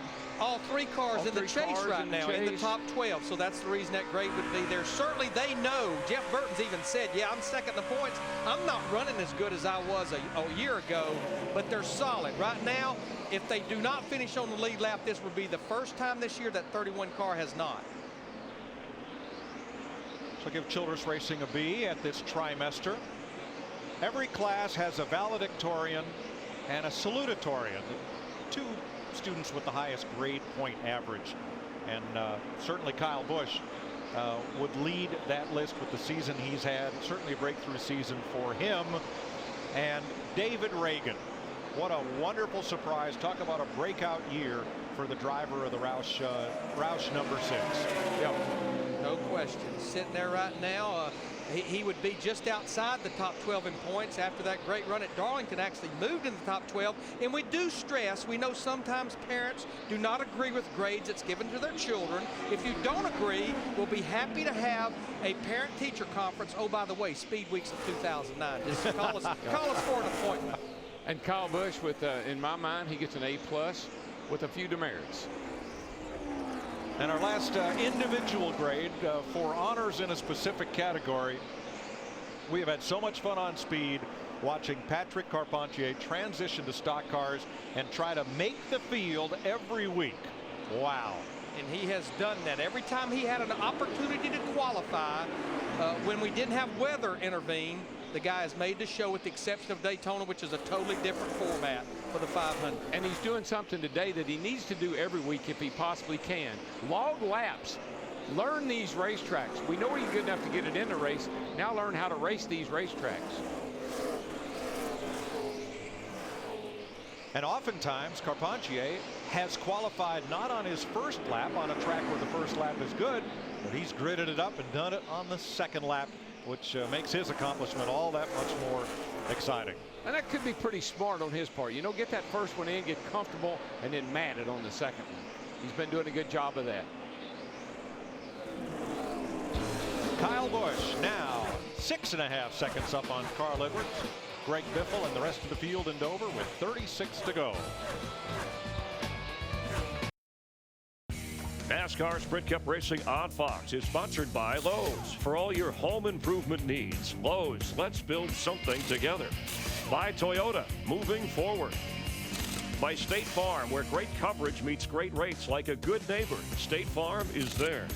And by Sprint, proud sponsor of the 2008 NASCAR Sprint Cup Series. Speed is beautiful. 29 laps to go in Dover. Carl Edwards has knocked 1 second out of Kyle Busch's lead because Kyle Busch has had a devil of a time getting past Jimmy Johnson. Yeah. And even when he got past him, I almost think he probably regretted it to some degree. Kyle gets a run under him right here. He gets alongside Jimmy, and he's able to make the pass. And Jimmy says, hey, Kyle, remember me? We used to work together.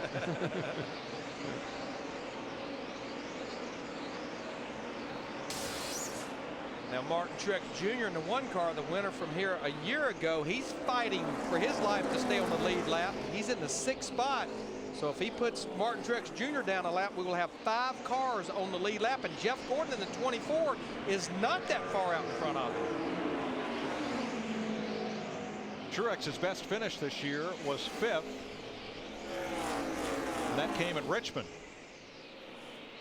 This has been a good battle. It really has. I've been watching these guys. They've been going at it hard, man. Blaney just got past Jamie McMurray for 9th place. Now Vickers in the 83 car is actually 2 laps down, a lot due to that pit road speeding penalty under green. Yeah, he's going to really hate what happened to him today because his car has been obviously as good as these guys. He could have really had a good top 10 today. But to have that happen under green and still be in the top 15, that's still not a bad day. And to have it happen twice. 2 spit road, yeah, that's right, twice. Good news, one of those actually was under caution, but tail end the longest line under that one.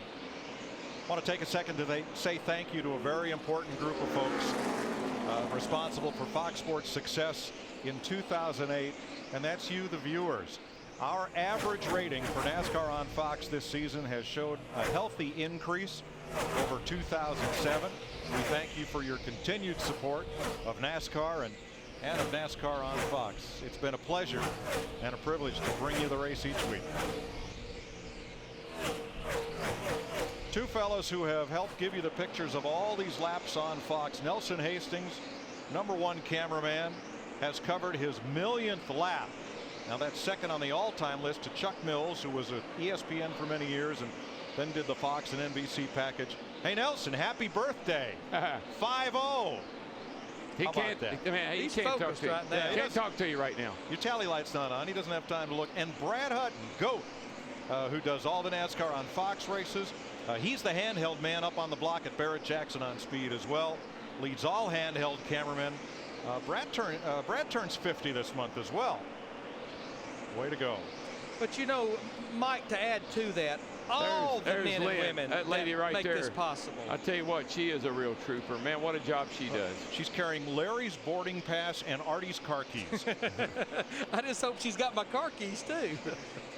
But yeah, you hear the 9 announcers every week, but the reason we feel like we have had a great season is because of the 125 to 150 men and women. A lot of them, they don't even go home from one race to the other. They weathered the wind in Las Vegas, the rain in Fontana, the snow in Atlanta.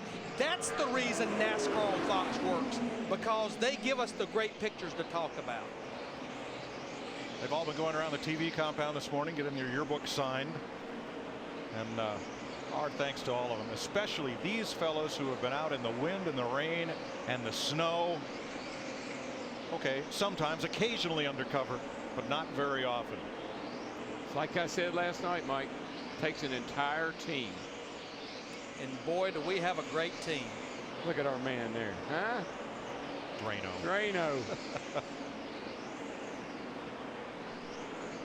Chevy, all these fellows, great job. Yep. And thank you for great pictures for us to talk about. There's Pony. All these camera guys, they all got nicknames. Kind of cool nicknames too. You know, we've received a lot of emails, good and bad, about our conversation about this guy right here, Kyle Busch in the 18 car. To me, I know in our first 13 races this year, he's brought something back to our sport that was missing. emotion. He doesn't mind showing it. And you know what? In his mind, nothing exists but winning.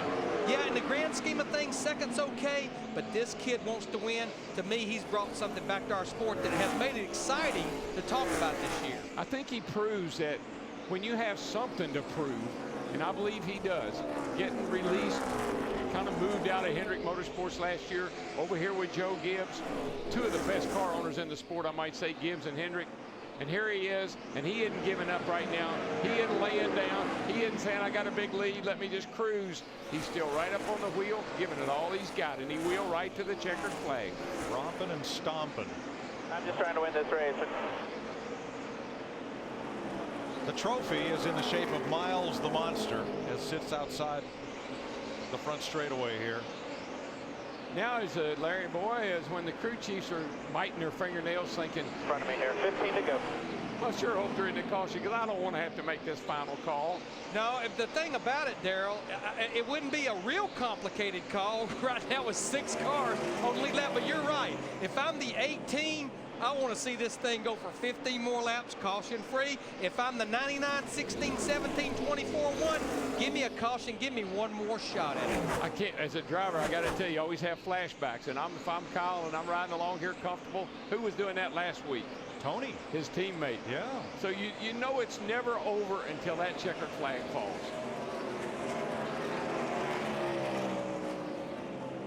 "14 laps from the checkered flag. The rain will hold away. It's scheduled here for later this evening.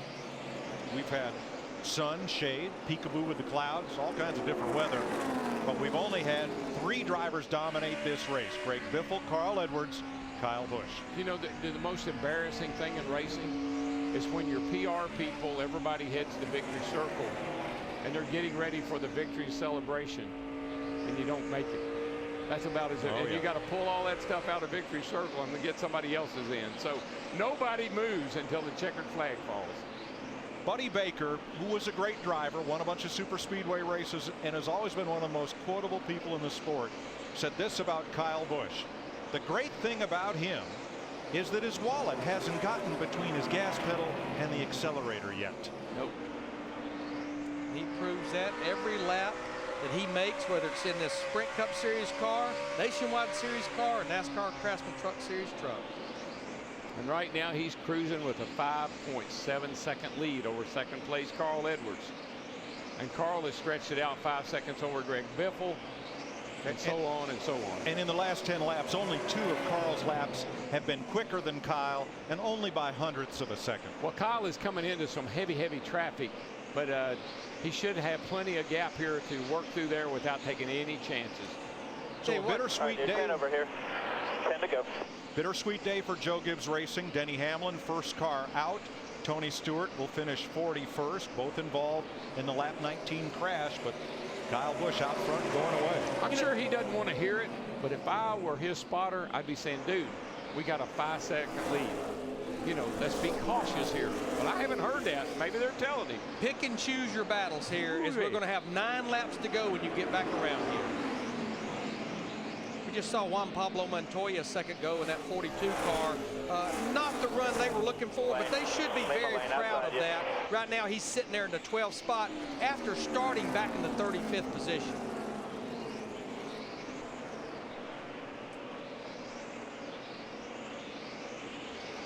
So Kyle Busch up by 5.5 seconds with 9 to go. Dick Berggren. Well, Mike, you and I have been around this sport for a very long time, and I have never, and I know you haven't either, seen anything like Kyle Busch. This young kid, doesn't matter what he drives, doesn't matter who he drives it for, he's winning poles, leading laps, winning races. People are going to talk about this year and Kyle Busch for decades to come. And what a difference a year makes, Dick. Last year with Hendrick Motorsports, Kyle was, well, you could call him arrogant or spoiled or any of a whole lot of things. And this year, the transition to Joe Gibbs Racing has been great for Joe Gibbs and great for Kyle. 7 to go, 8 down here. And you know, I think 13 races ago, there were several big questions.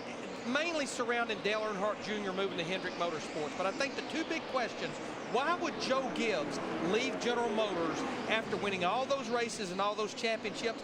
And why would he take a driver that Rick Hendrick had pretty much said, you're not going to be with my organization? You know what? I don't think they are no longer questions. I think we have those answers. I think Joe Gibbs is a coach. Coaches usually got a pretty good eye for talent. And he figures, I'm a coach. If he's got the talent, I can coach him into being successful. 5 to go. And two, Steve, maybe it was just the right time for Kyle Busch to mature as a driver and as a person. Like I said, he's motivated. And Mike, his dad, Tom, said that to us earlier this year in Phoenix, Arizona. Daryl, to answer your question about the spotter, they're just telling him how many laps to go and giving him intervals. Kyle's not saying a word inside that race car. We've got 5 laps to go. It'll be 4 when he gets back to the stripe. There's still quite a bit of traffic up in front of him. One of those cars being Martin Truex Jr. that's trying to stay the last car on the lead lap, running in 6 right now. Yeah, there's a lot of guys that are going to go home and say, how'd you do? So, well, I finished a lap down, but I was 6. Right. Big stack up there. Carl Edwards catching Jimmy Johnson. And that is the distance you saw from Edwards to the leader. 5.8 seconds. 3 to go. And then it's about that much distance back to Greg Biffle in the 16 car, who's in 3rd, and then about that much distance again back to his teammate Matt Kenseth, who was in the 4th spot. There you go. Seriously, we're right just chilling here. now. We're just chilling. Right here is where I would ride to the finish. Yeah. There's too much traffic in front of him to try to press by any of these guys. You're not going anywhere. You get by the 6, and you got to get by the 1. 2, buddy. Right at home, right 2 here. to go. Just riding that rocking chair. Yeah. And it looks like he's going to do just that. Room to stop if something happens. That a boy. Yep. Give me some room. Get in that rocking chair. He had a chance to power by and get up and under David Reagan and chose not to. Now Reagan looks like he's going to give him plenty of room. And it'll be the white flag. Up top. I still feel like he's pushing the envelope too hard, running side by side with that car. It doesn't mean a thing to me, and I'm biting my fingernails off. I know that. Go in there. There you go. There you go. Last 4 races for Kyle Busch. Victory lane at Talladega. 2nd at Richmond. Win at Darlington. 3rd at Lowe's Motor Speedway. What a season. Here he comes. Kyle Busch and Joe Gibbs Racing tame the Monster Mile. And there he goes. Awesome job. Carl Edwards finishes 2nd. Greg Biffle 3rd. And it'll be Matt Kenseth 4th. All for Roush Fenway Racing. And Jeff Gordon on the lead lap in 5th. Finally, last year's winner Martin Truex, last car on the lead lap, in 6th. Wild Thing wins again. And he raced 3 days here. He raced the trucks, he raced the nationwide cars, and he ends up today here in Victory Circle. And he had a car and truck that could have done what this car did today. This is the first race he was able to close the deal without a problem. Time to line him up. Nobody does it better, I can tell you that. He has a lot of practice. He does.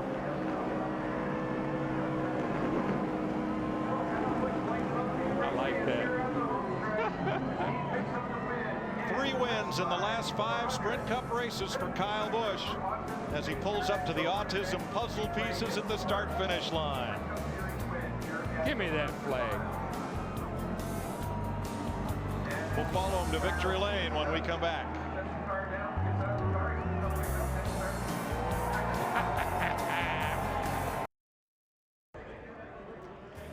Promotional consideration paid for by these fine folks.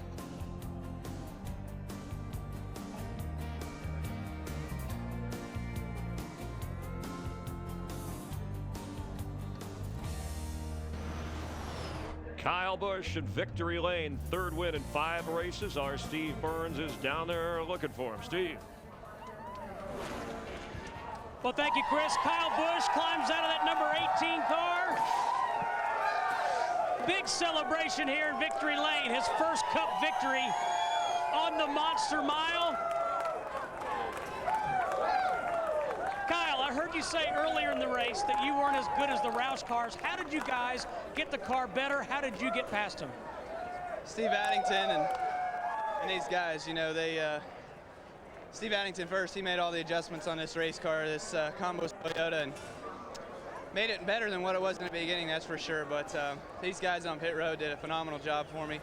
Great job on the pit stops all day. Had a smooth, great day on pit road. And just want to thank my fans, thank the fans out there, everybody that watches NASCAR racing and puts up with all of us, and me especially. But you know, we're just proud to be here. And we definitely didn't have the car to beat today. We had a third-place car, but we made the most of our effort there. And I believe on the long run, we were as equal as they were. We just had to get out front to beat them. Kyle, I heard you say on the radio you wanted that monster trophy to go home in the truck. Well, that was Dickerson, but we missed out on 2 of those this weekend, and that's a fact. I believe that if we didn't have our troubles in the truck race, we could have won the thing. If we didn't have our troubles yesterday, we could have won the nationwide race too. So just apologize to Billy Blue Motorsports and Braun Racing, but got to thank JGR and all these guys back in the shop. They do such a great job. Mark in the engine shop, he's doing great. He's definitely stressing out, but we're definitely making the most of what we got right now, and can't wait till we get something else. Congratulations, Kyle Busch. Another win in 2008. Let's go to Krista. Well, the fans definitely saw a battle of the best between Kyle Busch and Carl Edwards. You guys have been ahead of the class. How hard were you digging those last 50 laps? That's all I could do. Second place is, I mean, this is a forced smile. It's terrible, you know, but my Office Depot team, these guys back at the shop, everybody working on these cars, they're getting things done. They're making them fast. I felt like we had a car that could beat the 18 most of the day, and we just struggle on pit road. That's something we've been working really hard on, and you know, they were just better. We finished second. Thanks for forcing the grin, Matt Yoakum. The dominant car in the first third of the race belonged to Greg Biffle in the 16, and then you had to go into survival mode because of all your issues. What was the biggest thing you had to fight near the end? Probably the biggest thing was we couldn't run the right front bead blower, and the car got tight. But you know, we lost our alternator early, first 100 laps, and when Carl was catching us, it wasn't running at the end of the straightaway. I couldn't figure out what was wrong. I was switching boxes, and looked down the volts. We're about 9 volts, so we shut all the fans off and air conditioner, and you know, it's pretty tough. I didn't have any oxygen inside the car the whole day, and my visor open. There's too much dust and debris flying around, so I kept it shut. But it was a long day for us. We finished third. It's what we needed to do for points, and you know, excited that for Fox, you know, they did a great job this first half of the season. Can't wait to see them back in Daytona. Thanks for all the excitement you've showed us, Greg. Thank you. To Dick Berggren. With Matt Kenseth, who had his best run of the year, his best finish of the year, 4th. Clearly progress. Are you satisfied with your progress? Well, yes and no. I mean, you always want to win. You know, we were a little bit off. You know, all the Roush Fenway cars were faster when they got here, and just got to figure out how to make ours just a little faster, I guess, than the rest. But we're just a little off. But overall, it was a great day. I mean, we're going the right way. I mean, I feel like we're on an upswing every week. We've been getting a little better over the last month or so. So proud of all these DeWalt guys are digging in. We know we still got some work to do to be a contender to win, but we're getting closer. Driver was solid, and the crew was solid. Matt? And catching up on pit road with Jeff Gordon, the home track for he and sponsor DuPont. What about your day today? Well, we finished 5th. You know, you got to be happy about that. But, you know, it's a distant 5th, and we got just too loose there at the end. And I was just riding it to the finish.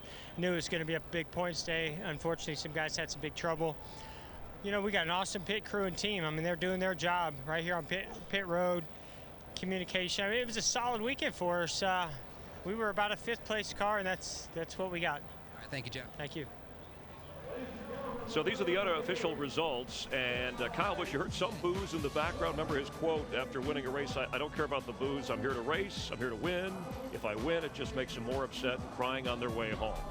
As we look at these results, Kyle Busch clearly after 13 races, the guy to beat Jeff Hammond, who has the best shot putting pressure on for him in the chase for the Sprint Cup Championship. Right now, I've got to believe it's going to come from Roush Fenway, and the reason being Jack Roush dislikes Toyota. He'll work 10 times harder to figure out how to get his cars in front of that group right there. So look for Carl Edwards, Greg Biffle, and maybe Matt Kenseth to put pressure on him during the chase. And it was Kyle in the Toyota, and then 3 of the Roush Fenway Fords, and then 4 Chevys in the finishing order here. We'll check on points in a moment. Some final thoughts from our guys in the booth. Larry, Daryl, Mike.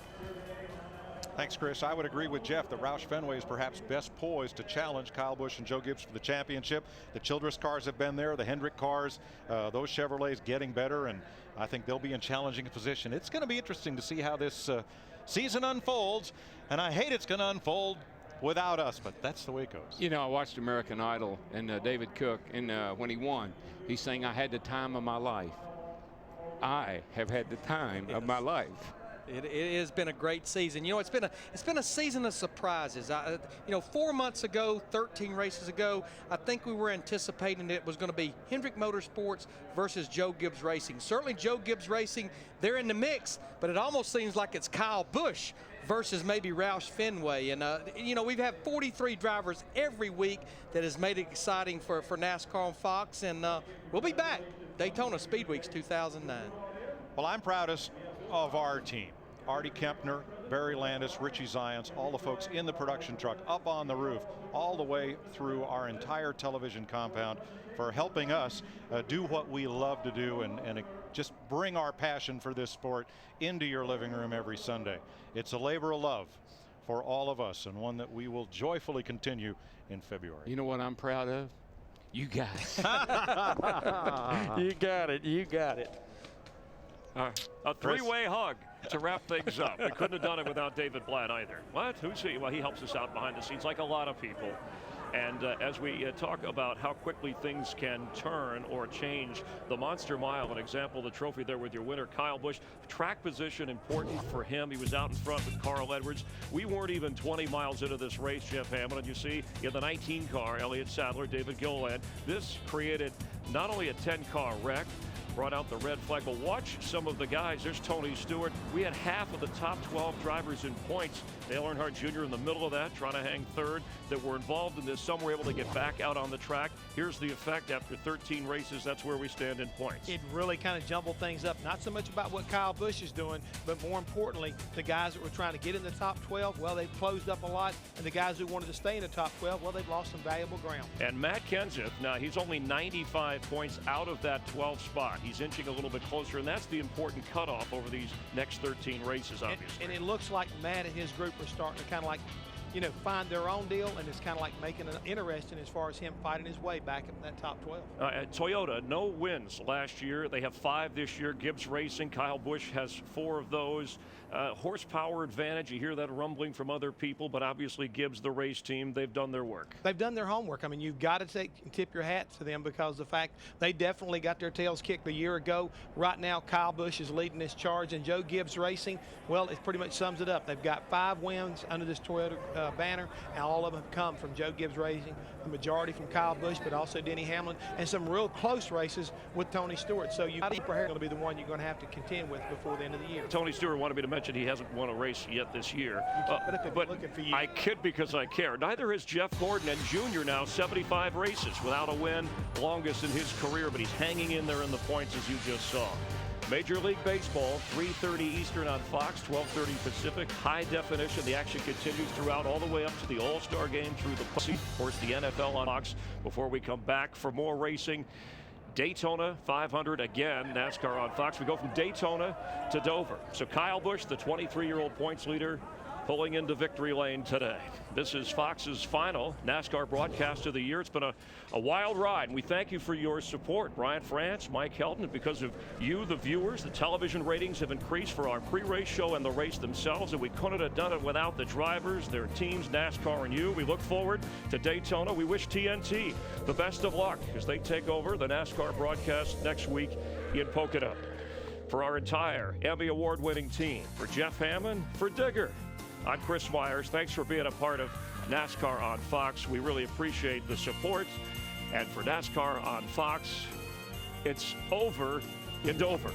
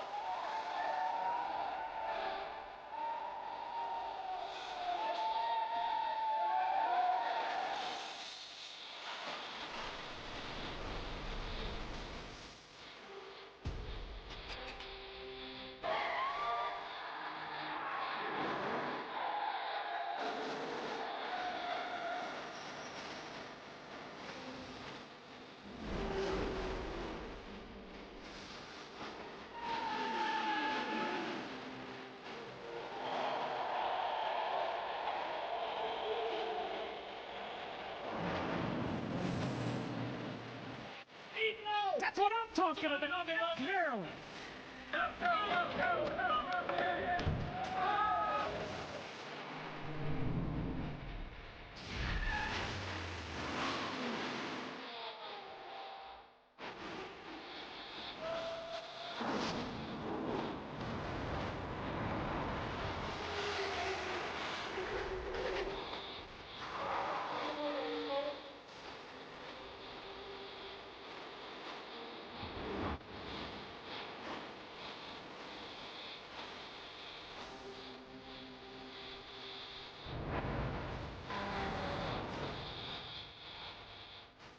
Seven, 6, 5, 4, 3, 2, 1.